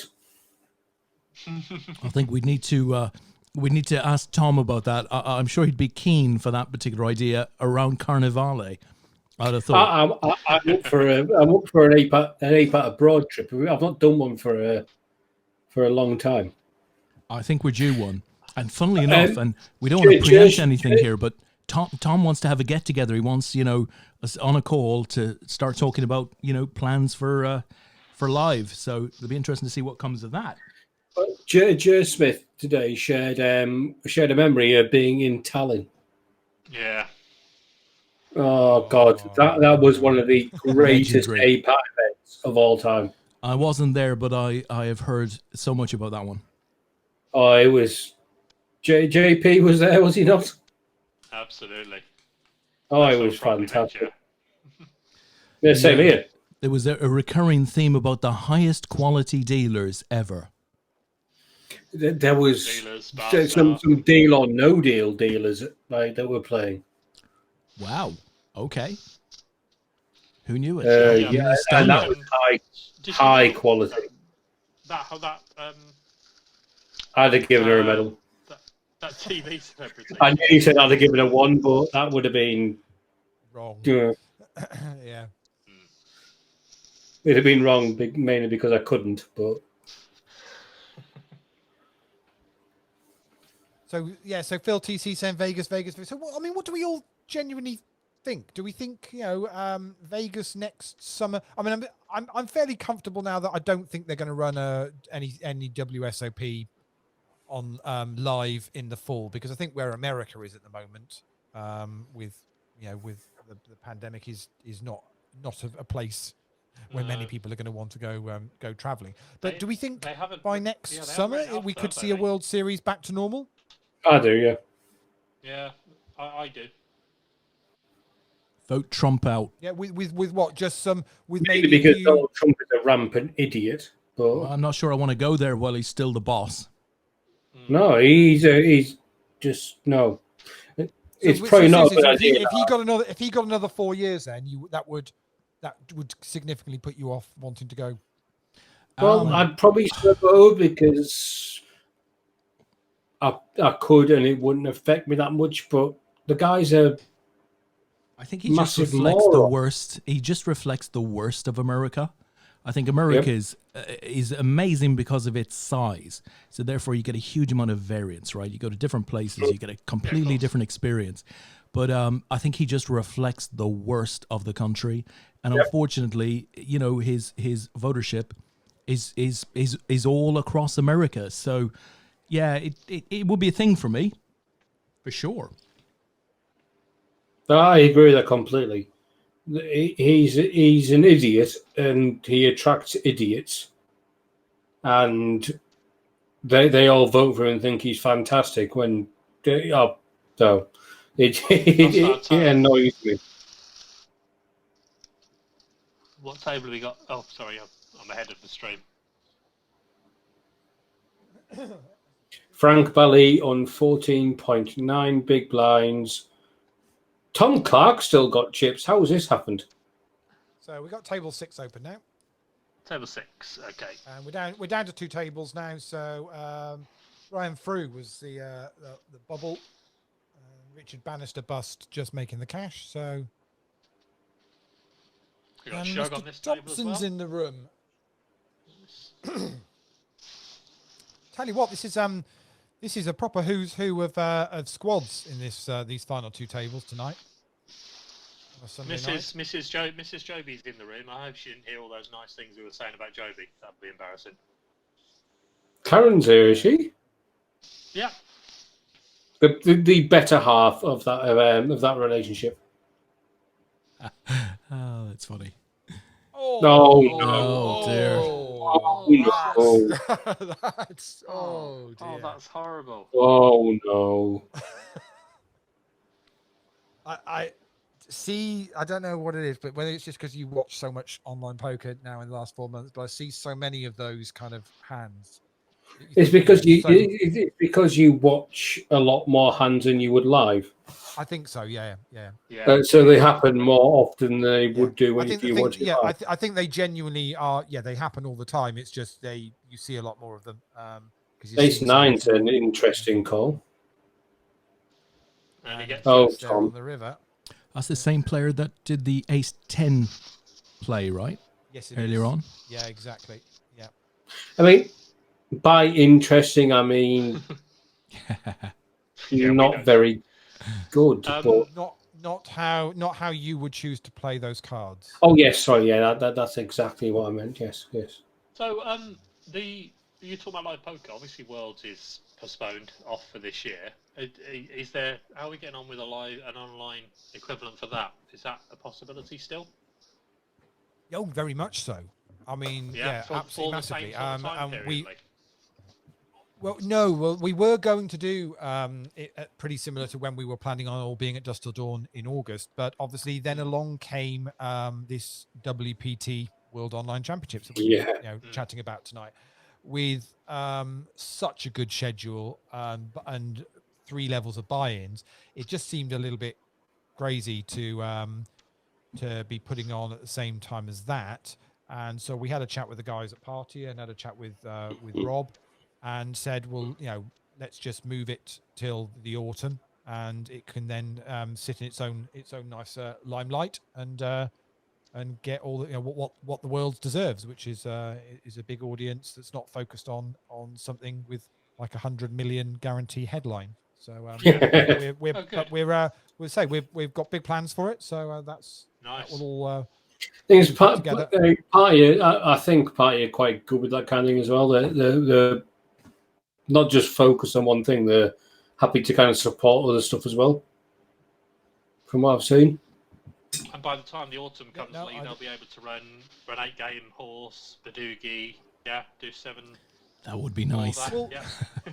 Wouldn't it be great? Any other game JP cares to make up so he can actually win a medal? Yeah, I mean, to be honest, it was the one little disappointment when the World Series announced their online schedule. You kind of looked at it and went, "Oh, it's very No Limit Hold'em and Omaha." It's the Hold'em And I guess the Omaha, WPT, is similar as well. I know they've got plans for other variants in the mix. I did see the other night on one of the WPT 6 max tournaments, they had a 7-handed final table. Which is a massive step forward for for me. So I'm going to be inquiring to make sure we can get that included onto our games moving forward, because it's always frustrating when you're playing 6 max and you're playing a 3-handed and a 4-handed trying to get to a final table. So we'll look to address that issue. Sorry, we had a really interesting spot there. Like Dean shoved blind on blind against Peter, and Peter's got about 15, 16 bigs. What's your calling range with 16 bigs there in the big blind? Oh, as Charlie hits a flush and crikey, Shucks it! Oh my God! Is just that's horrible 2 hands, because he's basically hit a set each time, and it's not good enough. The Shugs ran awful. Yeah, that's back to your question on Peter. It actually depends on whether he's involved in the team element. Yeah. Still, as to what my range is there, because that has a massive impact. Now we're down to 10 players. Yeah. The small blinds range is so big. It's just it's really interesting at this stage of a tournament, what your calling range is there in the big blind. I know Peter's capable of making fairly wide calls. Yeah, I mean, Peter's in the lockdown crew. He's the only one left. But if he won this, he could get them into the top 3 this week. So, yeah, very much he's in with a shout. Nice catch, who are top of the table. They are all done. They are in the clubhouse with 625.9 points. Celtic Storm have only got Frank left. They've all improved on their score tonight. But, it's going to be a tough ask for Frank. I love Frank. Frank has got a very Frank stack. Yes. Yes. Lee, is it not Celtic Storm? Depends where you're from and how you choose to pronounce it. I'm comfortable with either, whether it's Celtic or Celtic. Yeah. If Frank's in the table, I think I probably I probably mix between the two, to be honest. So why not? Well, just say what you want. It's fine. I like Celtic. And let's see who else. Celtic. West of Ireland, that one, mate. JP, you're always pulling me up over forward, right? Forward, yeah. Yeah, Celtic. Celtic, mate. Celtic. Yeah?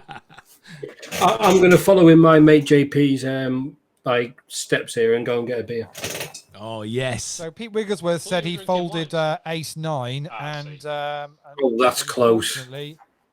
We've then lost Pete. He's busting. It's ace-9's problem. I don't know. It's right on the. I think for me that's right on the cut-off. Yeah. So we've got 9 players left. So we're playing hand for hand for the final table now. So Frank's saying I'm right, by the way. What? Why? I don't know. Why are you right? Celtic. Frank says no. That's Celtic. Oh yeah. So Shug says laptop's been thrown across the room. To be honest, I can. Yeah, I understand that. To lose your stack with those 2 hands is pretty brutal. Yeah, that is pretty brutal. Must admit. So Tristan was still in the World Series event.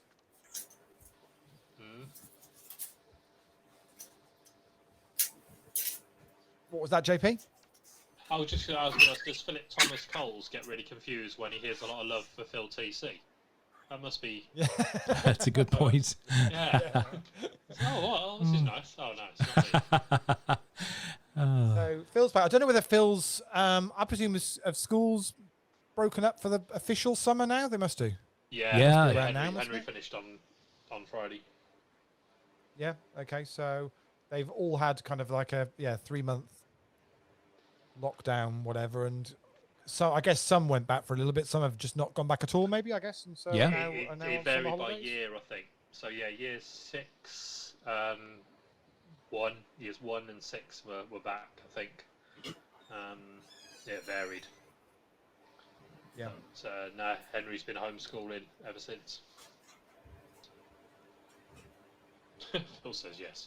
Yeah. Good. So also playing behind.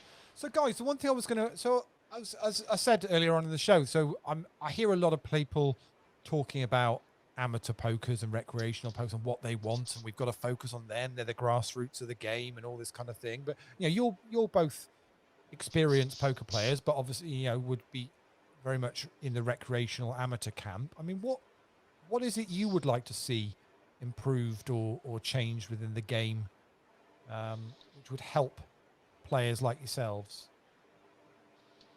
I think for me it's hard to think about what the new normal is going to be, because the last 3 months, and I think I mentioned this when I was on the show the first time, I could resonate with nearly all the previous guests who come and said, oh, I wasn't playing any online poker, but because of a lockdown I'd had to dust off my old passwords for this, passwords for that. I've played more online poker during lockdown than I probably have in the last sort of 5-6 years combined.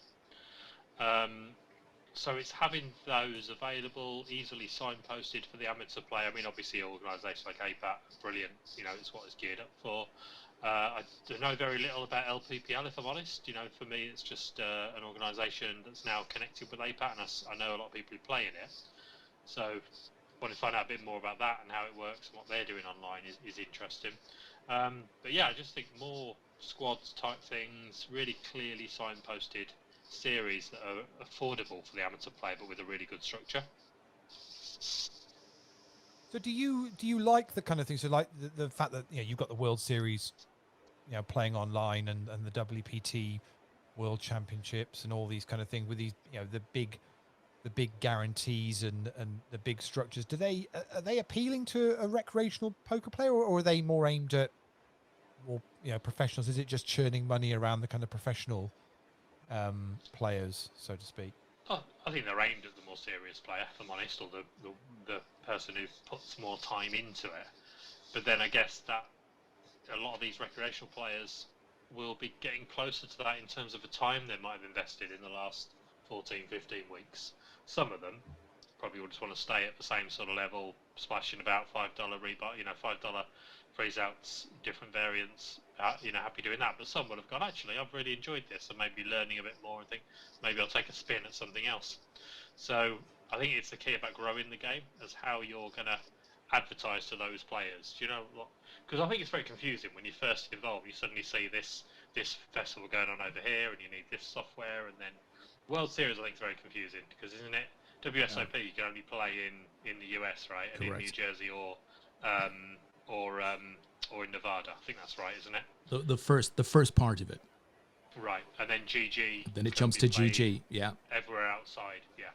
But that in itself is confusing. You've got WTT standing, alongside that, and then as I mentioned, you've got Goliath happening as well on a smaller scale. So there's a lot to navigate. There's a lot to get your head through. So if someone could find a way of simplifying that all and saying, here's all the poker that's happening, it's probably at your level.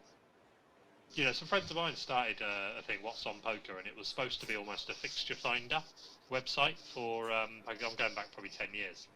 So the principle was spot on. You can have just in one place, here is information of all the poker that's available at all, and people kind of effectively subscribe to it. Everyone supplies their data. When we're back live, all the live casinos would say, this is our festival coming up. That's the sort of thing that would make life a lot easier. I suppose one of the challenges there is that it's not as if any one particular segment of player is boxed into that particular segment because, totally you know, agree. for $5, you can get involved in the World Series of Poker. You can get involved in the World Poker Tour, you know, through sats. So it almost depends on your level of aspiration, you know, whether you're playing poker just purely to, you know, to be with your mates and because you enjoy the social side, or whether you want to improve your game, or whether you want to go for some of those big prizes. Because anybody with a 5 or a 10er can do that, right? They can go down any of those channels really, and interact and engage with any of those organizations. And because the organizations don't work together, that's where the complexity is, JP, that you're talking of, right? Yeah, The completely. different language. It's almost like a different language in terms of the way that all of these organizations talk to their players. And I get a sense that Rob's trying to, you know, pull some strings and tighten things up and get people thinking, you know, the various operations thinking about the schedule so that they're not continually clashing and you haven't got a feast and famine type thing. But actually, Des, what's to stop somebody just setting something up that is at least a window that shines a light on all the information that you would need, just as a starting point? Because you're going to have healthy competition. Yeah. But at least allow the players to find it. And I think maybe getting away from that a little bit, you say, what do amateur players want? Amateur players cover such a sphere because you'll have some guys who are amateur players because of affordability. So I want to pay, you know, max I'm going to pay is 100 quid for a live tournament, maybe 30-50 bucks online. But then you'll have others who actually the money's fine because they're probably making a load of money doing something else. They don't have the time. They just want to do it purely for fun. Yeah. You know, you'll hear a lot. You guys have got a lot of experience. You know, a lot of people who've been around poker for decades, and they will talk about the fish in the game who are constantly losing, but they're kind of happy because they're probably making a fortune doing what they do day to day, and then they'll go and blast several grand. You know, if you've read the Devilfish book, for example, which isn't the Devilfish book at all, is it? But there's a character, isn't there, who's not named, the builder, who they're all getting loads of money off at these massive games. But that's his release of, you know, of a weekend when he's earning thousands of pounds through the week doing something else. Well, it can be done. I see Peter has come into the chat box and said there's an app I use called Poker Atlas. Hadn't heard of that one.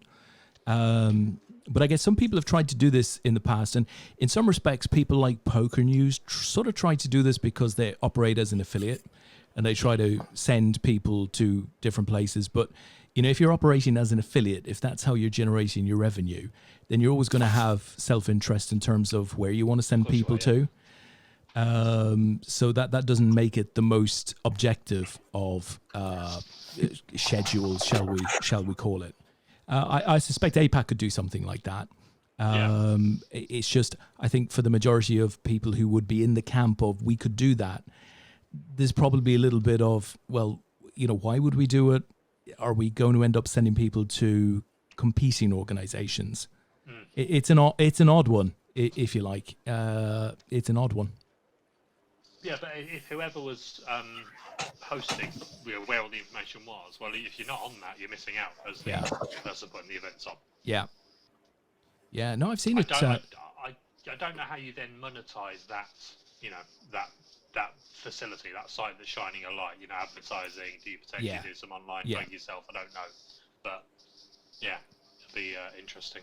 And I suppose one of the biggest challenges would be, as is it's just a huge challenge with any digital initiative that you come up with, is how do you then create awareness of that product? So if you invent something or create something, put a lot of work into polishing it and getting data feeds and keeping it accurate, how do you then get the word out?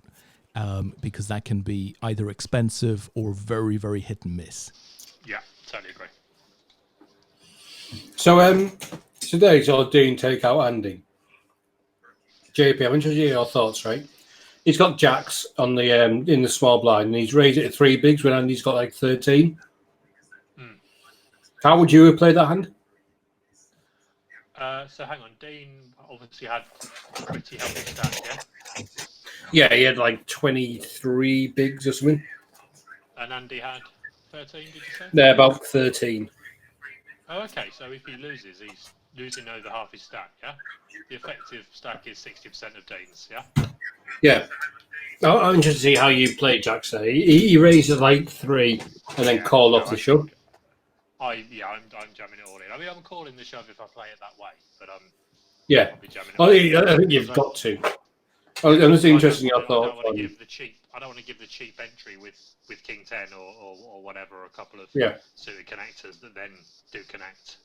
You know, I agree completely. I think they're with like a 13 bigs like effective stack that you just kind of jam it and see what he's got. Yeah, doesn't mean I'm right, but that's how I would do it. Yeah. No, I agree. It's interesting because, like I said, we do play slightly, as we found out on Friday, when we had a discussion about, bet sizing and stuff. Yeah, and having to fold. I mean, by your rationale, nobody was ever calling anything on that final table. Yeah. You can't call it with Ace Jack. You bloody can. There we go. Oh look, he's got Ace 8. Thanks very much. So state of play in squads teams. Nice Catch are all in the clubhouse, all done. Celtic Storm are in second place, and I think if Frank gets the top 2 finish, they would overtake Nice Catch at the top. The only other person I think on this final table that can have an impact here is Phil Coles. I think a win for Phil tonight, I think, would catapult Coola's Asa Cucumber to top spot as well. So wow, okay, that's what we're looking at. A couple of things to who else is in there. Celtic Storm? I think Frank's got some work to do. So it's Frank, Gary Hollands, Brian Frew, and Shug. So the combined age of that team is 478. It's amazing. The experience line, it's like something out of Game of Thrones. I imagine Brian sat there playing a flute. Having a pint and looking happy. Oh, yeah. Stuart, it's a penny whistle. Oh, this is... No. He's playing the tinny.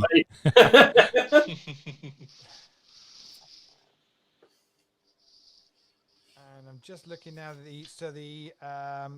who can actually catch. So currently, Greg Mawson is from the Wildcards is top of the MVP for the week. He can be caught by Dean Pearson with a win, or Charlie Cairns with a win. Wow. Yeah, I thought that Chaz's raise out of a 12 big blind stack was interesting. Yeah, so we've got 2 players there that are going for the MVP as well, but they're going to need to win this tournament to do it. So if I've got 12 bigs and I want to play, like, I'm on the button and I want to play against the blinds, I'm probably shoving. I don't think Frank's calling that light, and Ryan can't call for 13 bigs. So Steve Forty's asked, is Ryan and Dean related? I've no idea. Well, Ryan has come back and said, no, we are not. Lol. So it's all going off in the chat box. Lou, the lovely Shug, has said, you will suffer for that comment. I think he's talking about the average age of 112 of each of the team members. Yeah, I think so. Yeah. I was talking about experience, Shug. You know that.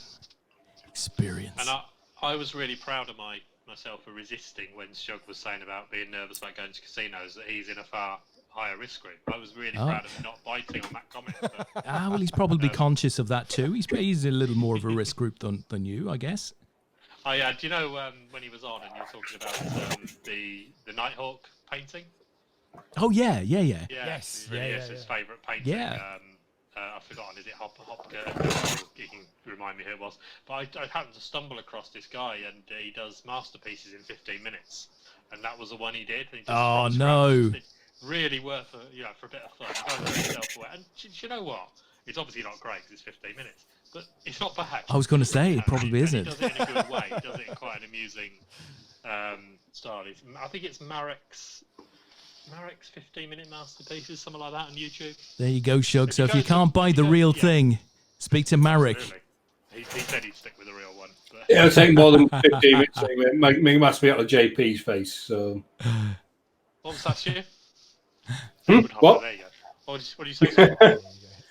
I was just saying it would take more than 15 minutes to make a masterpiece out of your face. Yeah, it's a fair comment. It's taken me 7 years to grow the beard to hide it. So listen, lads, what's the plan for the beards? Any sort of enlightened moments coming where maybe you take them off, or no? You know what? Right there. So here you go. Yeah.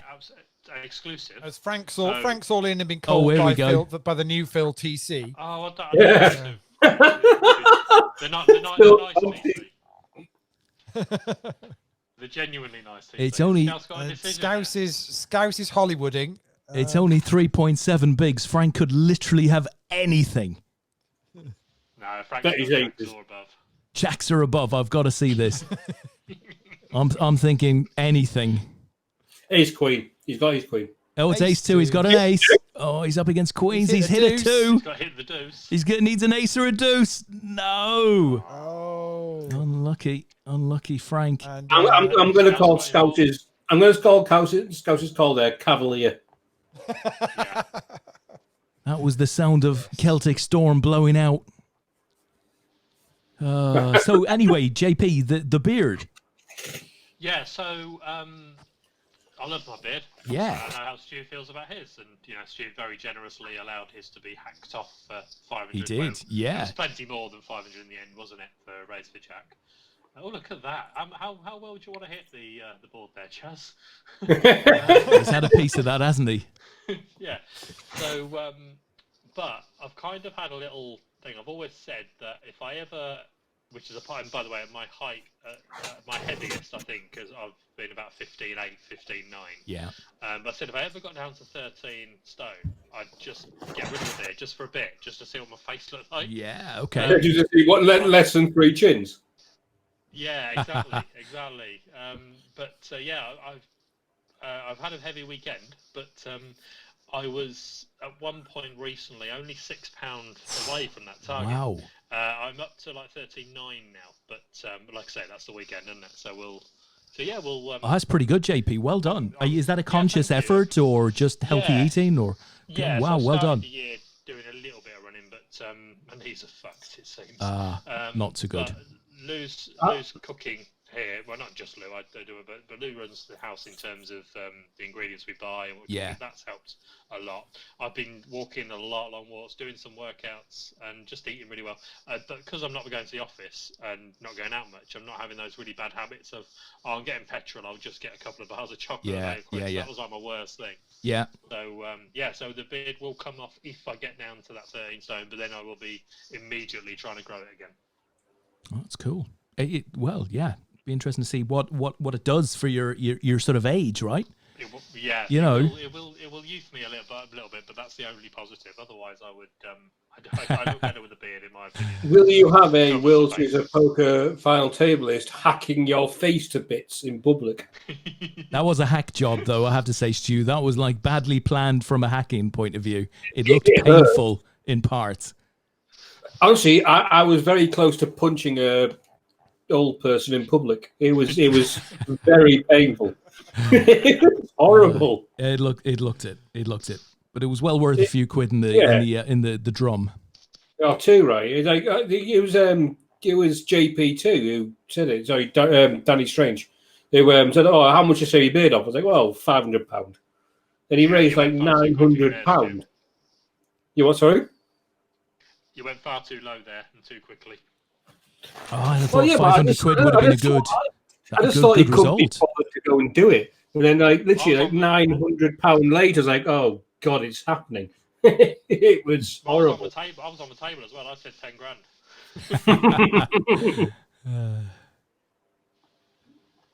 Yeah, you'd never have found that money in Blackpool. Lost Scouse in 6th place to Ryan. I love Scouse. Scouse is an absolute hero.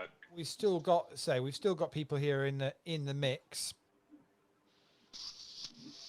Need to go for the win though. Dean, Chaz, and Phil, either for their team or individuals. Can we refer to Phil Coyle as the fake Phil TC? Fake Phil. No, Stu, no, the poker playing Phil TC. Yeah, very good point. Well made, sir. You know, guys, I've seen the ticket, but Scouse has a mate, a guy I know up in Liverpool, right? I've seen the ticket, and I think it's a bet that they met at the start of the season. They do it every year, and he needs Juventus to win in Italy and United to win the Europa League, and Barcelona to win the Champions League. So that's probably the toughest ask, the last one, right? Absolutely. to win over 50 grand for like a £5 bet or whatever it was. 50. Wow. Yeah, because he's had a whole series of events. Who win the League Cup, the Premier League, all of that sort of stuff, Scottish League, etc. So there's about 10 or 12 like events in this bet.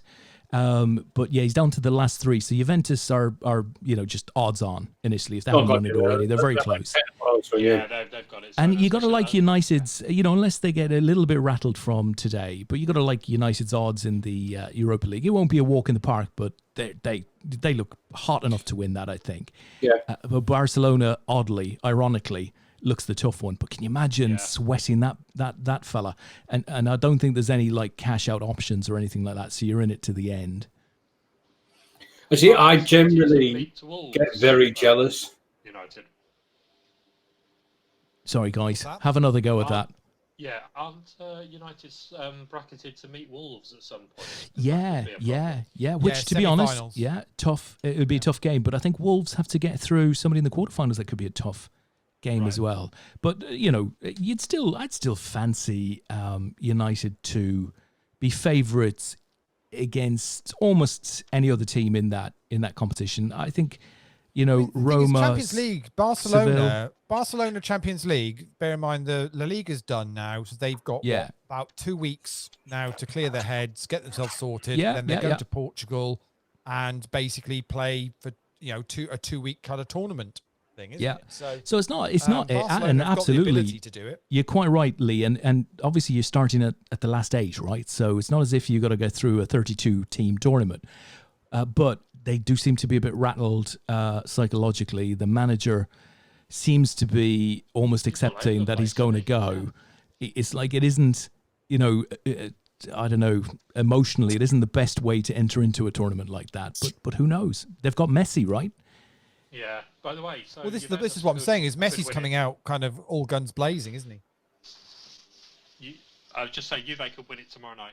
Oh, yeah. I think they play Lazio tomorrow night. So They're about 5 or 6 points ahead, so I knew they were close. Ahead. 5. They've got tomorrow's game in hand. So, and if they win, if they get a point, obviously they'll be 6 ahead with 2 to go. Yeah. I'm just looking at the goal difference now. It won't be over. So How many in a row does that? How many in a row would that give them, JP? I think it's 8. How many wins is that? 6? Is it 8 in a row? Really? I think it's 8.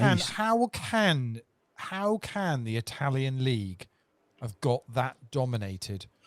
Because it's Well, if you're trying But listen, betting on not being the Italian not league, being funny, Lee, but I've seen Liverpool play both Roma and Napoli in the last couple of Champions Leagues, and they've been bloody good.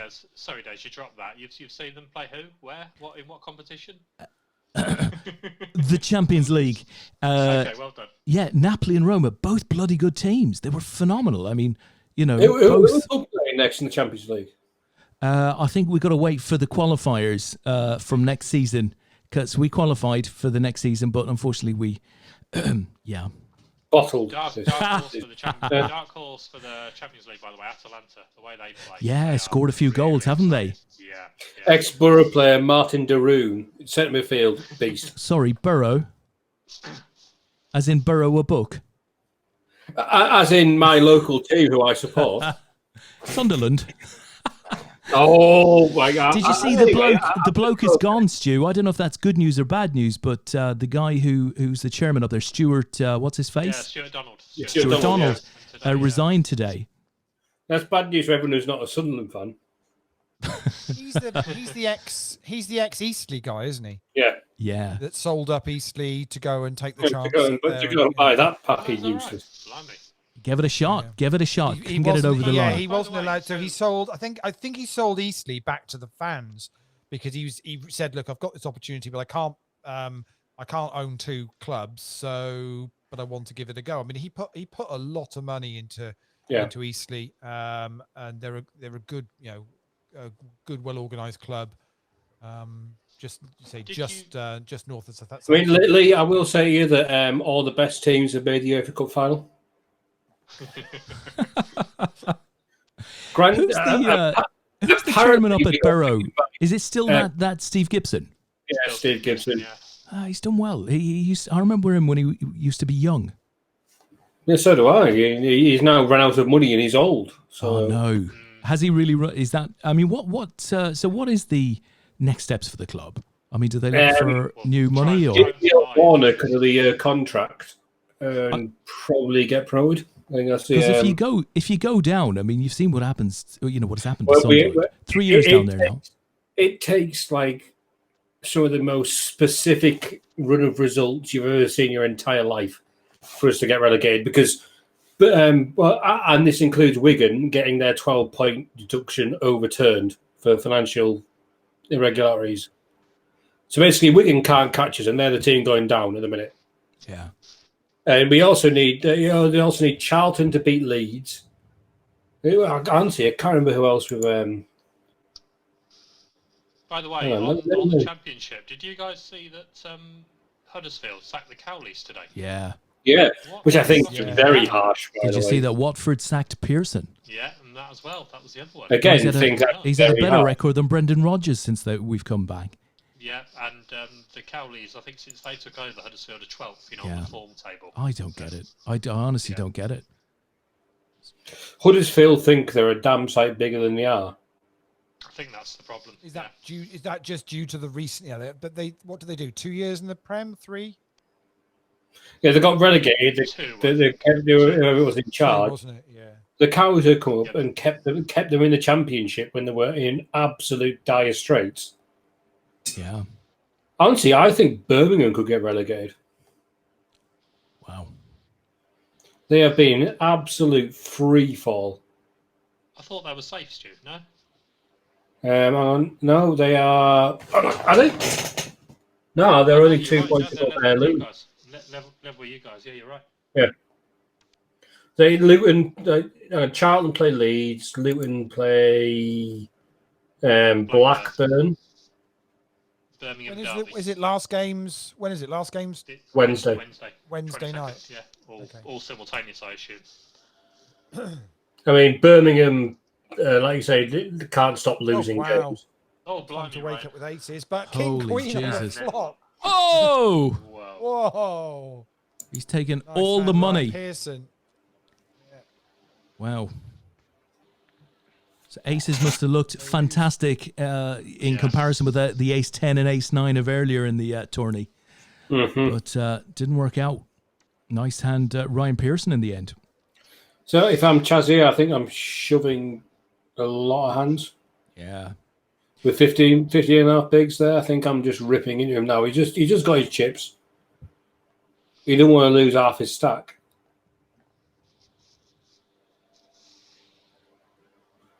A 3 big blind raise out with like 22 bigs is also interesting. Like under the gun. Thing is, I think you have to lose sight of the whole 10 big blind scenario because it's a dent to anybody, isn't it? Your stack.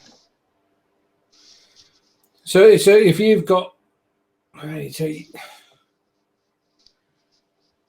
if you've got like 21 bigs there and you're under the gun, I don't see a hand that I want to raise to 3 big blinds with.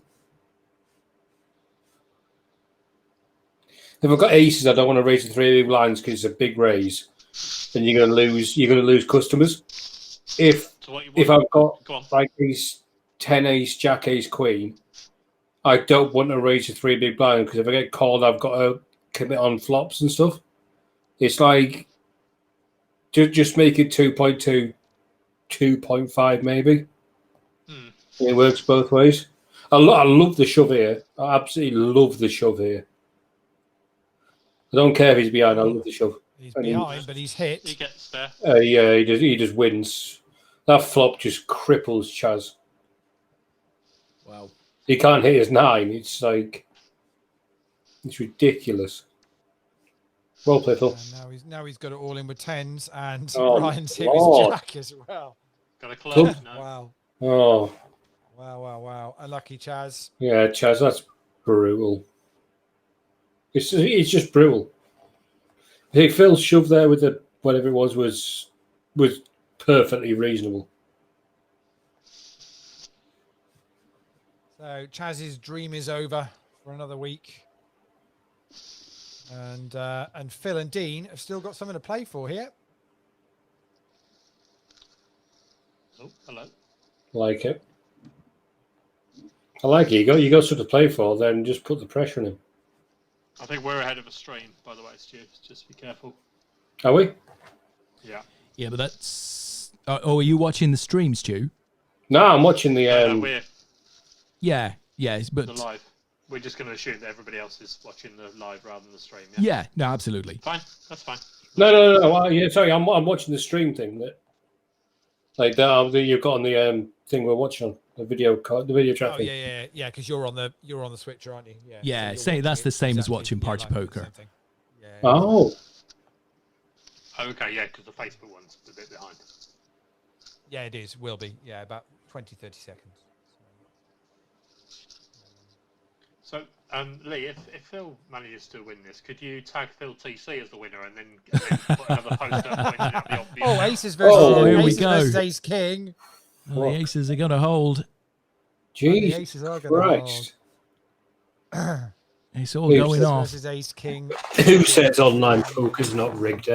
So, listen, Lee, just for clarification, Phil Coles is playing for the team win, and Dean Pearson is playing if for the Phil MVP wins, win. Yeah.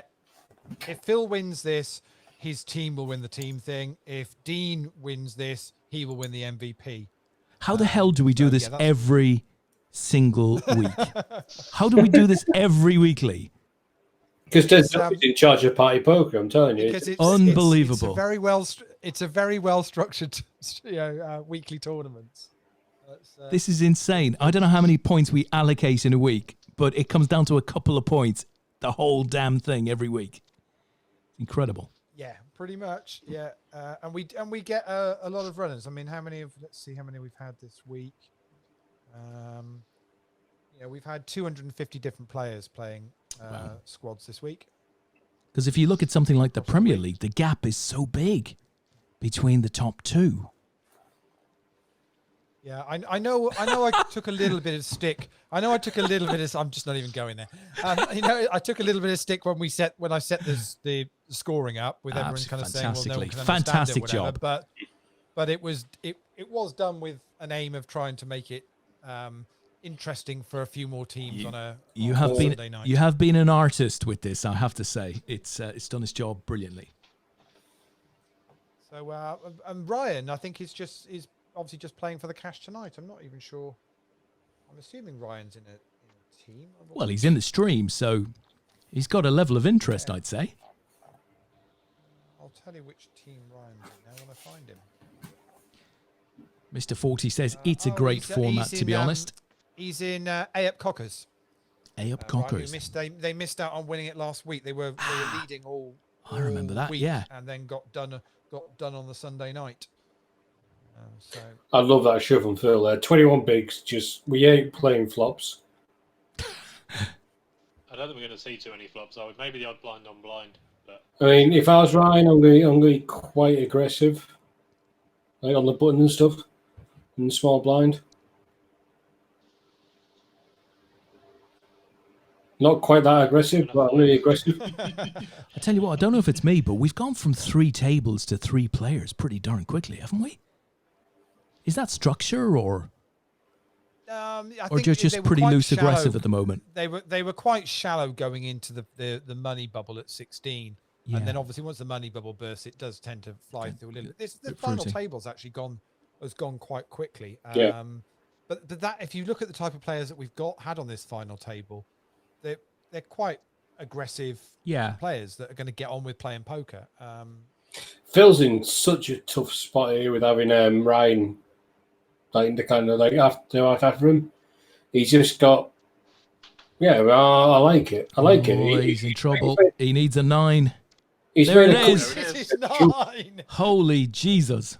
No, Oh, And then the right. straight on the Well, river. there you go. There you go. We close But you one know what I was dramatic saying? narrative. Do you know what I was saying? Yeah, about how you see a lot more of these runouts, like Turn and River. yeah. Yeah. It's, Oh, Phil is sick. He's unhappy. He's unhappy. No, it's a good shove from Phil. It really is. Yeah. And he got lucky, then he got unlucky again. It's a good shove. It's the right play to make. You've just got to be happy that you made the right play, and then forget that you got butchered on the river. Ryan doesn't wake up with a decent hand there, or that often. So just unlucky. Yeah, it's the right shove. You can put pressure on Ryan's stack and then go from there. It's the right shove. He's made a couple of them, and he's been kind of, some people say caught out, but yeah, it's not. It's not. He's just being called by slightly better hands. So does Phil's team come second now, Lee? Is that pretty much locked in, or do we have a winner now of the team event? I guess we do. I'm pretty sure that actually, with Phil busting in third, it is going to mean that Nice Catch are going to be the winners this week. Wayne Vandenberg, Richard Bannister, Liam Brett, and Mark Bishop. Well done to you guys. Well done, guys. Three of you improved on your score tonight, so well done. Second place is going to be Celtic Storm.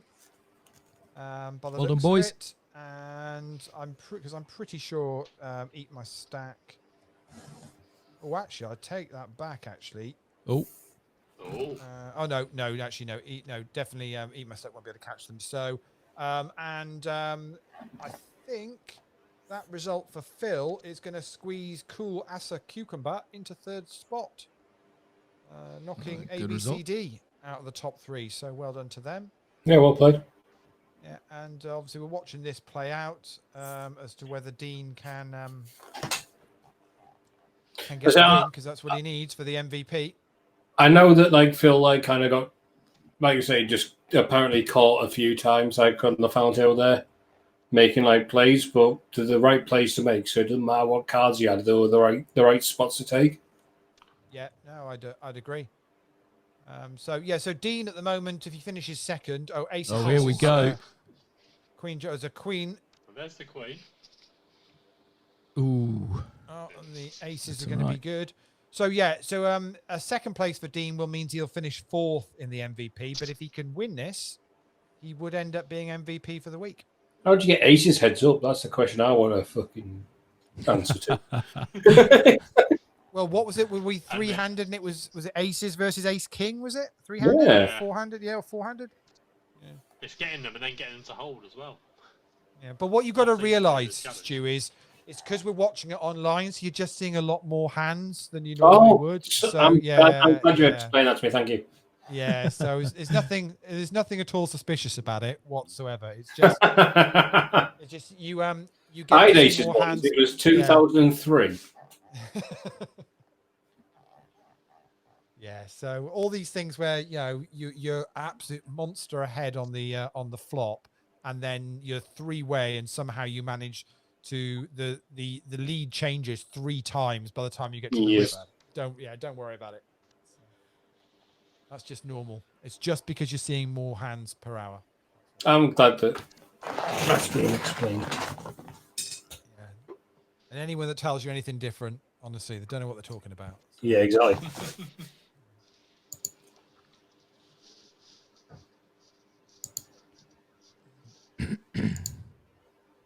So Dean shoves. Decision for Ryan.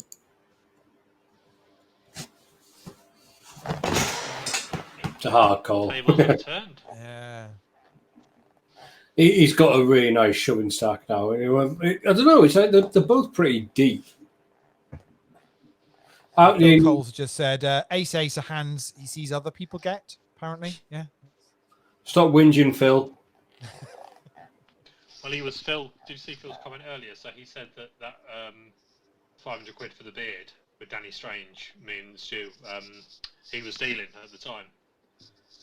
And he then later reshoved into my aces, and I knocked him out, and then was very unpopular because I lost our dealer. Yeah, you actually. I remember that. Yeah. Oh, for God's sake. And then I had Scott Berridge moved to the table, who very helpfully points out that I didn't have the postulon on the bottom of the cards while I was shuffling them. I don't know remember that as well. I believe that Scott was informed of our thoughts on the matter very quickly. Yes, very amateurish. I know. Oh, it's all in a call. King Jack versus fours. King and a Jack. Wow, another king. Just for good measure. Wow. Any more out there? Holy. Well, that puts Ryan back where he was before the aces hand. Yeah, so. pretty much. If I'm right, I've got like one club left in the bag now, I think. Especially when no smack it in his face. Morning.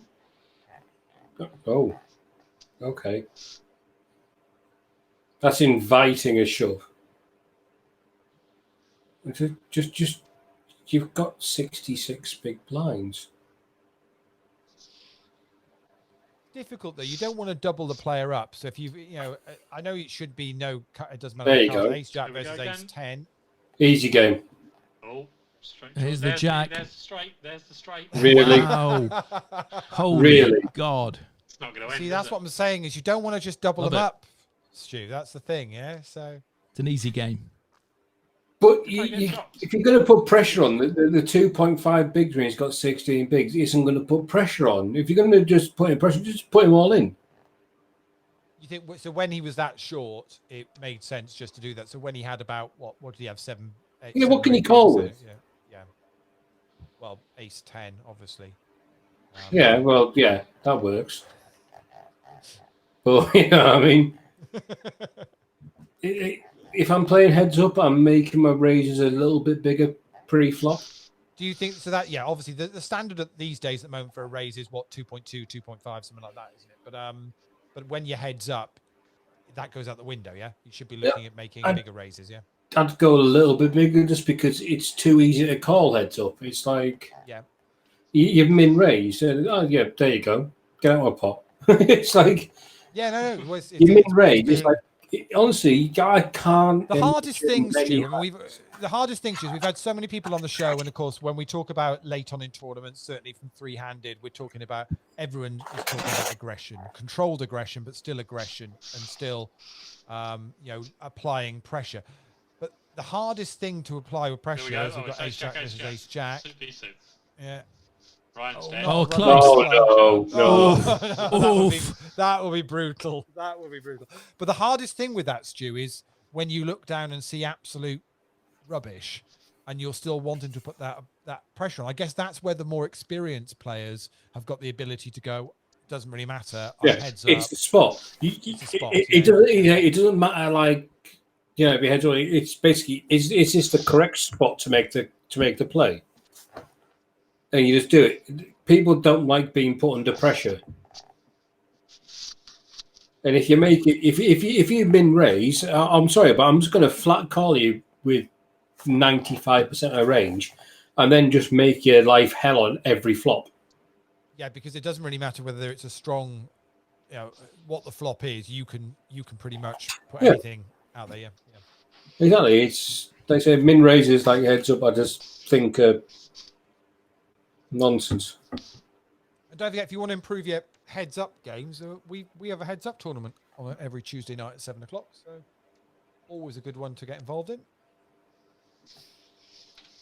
So for anyone who didn't hear earlier on, squads carries on next week as normal, and we've got a slightly rearranged 7 o'clock schedule, which we'll get out to you guys. But we've filled in the gaps on a Monday and a Wednesday. The championship games are just moving to normal $11 tournaments, and then we'll be having a new end of month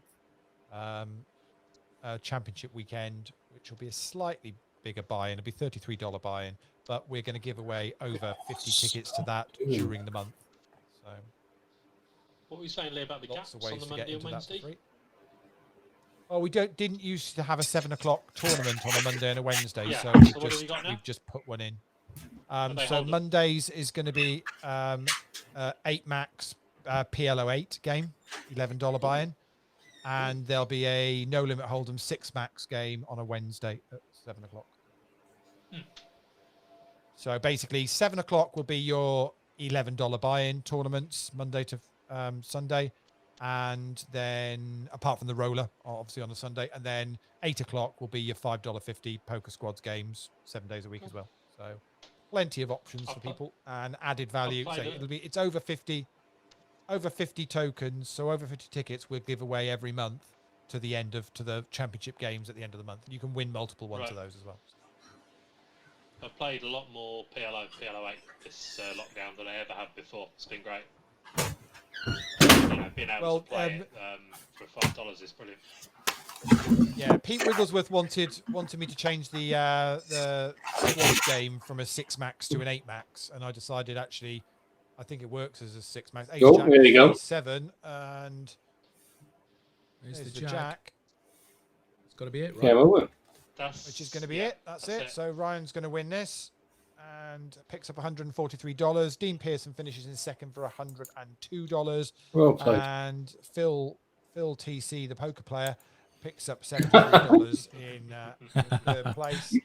So well done. Well done to all you guys. So let me just confirm where we are with the squads for game week 15.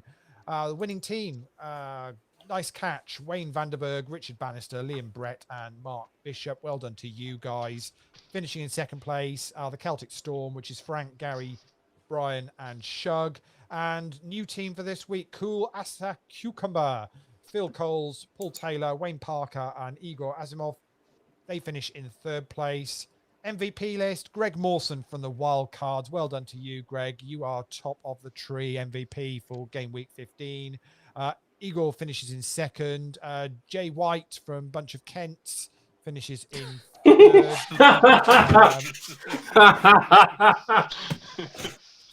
And Dean Pearson in fourth, and Louis Tubby in fifth. Fantastic, great roll call. So why Stu finds that amusing? Yeah, it's like how did those guys get that team name past the the moderator, Lee? They're from Kent. Are they from Kent? Are they? Oh, they sound like a bunch of Kents, all right. They're from Kent. So what's wrong with their bunch of Kents? There's nothing. That sounds just great. Listen, I think we're there, guys. I think we're there for show 45. 2 hours and 21 minutes. It's just flown by. It was a real pleasure to have you both, Stuart JP. Thank you for your time this evening. I really enjoyed it. Thank you very much. Yeah, lovely. And, you guys out there in the chat box, thank you for staying with us through the evening, playing the games, etc. As Lee said, there are some changes afoot in the schedule. We'll announce those sort of in due course. But it's BAU next week. And I guess Lee and I will talk to you on the weekend for the next episode of the APAT Show. I think that's a wrap, guys. Night-night. Yeah, good night. Good night, guys.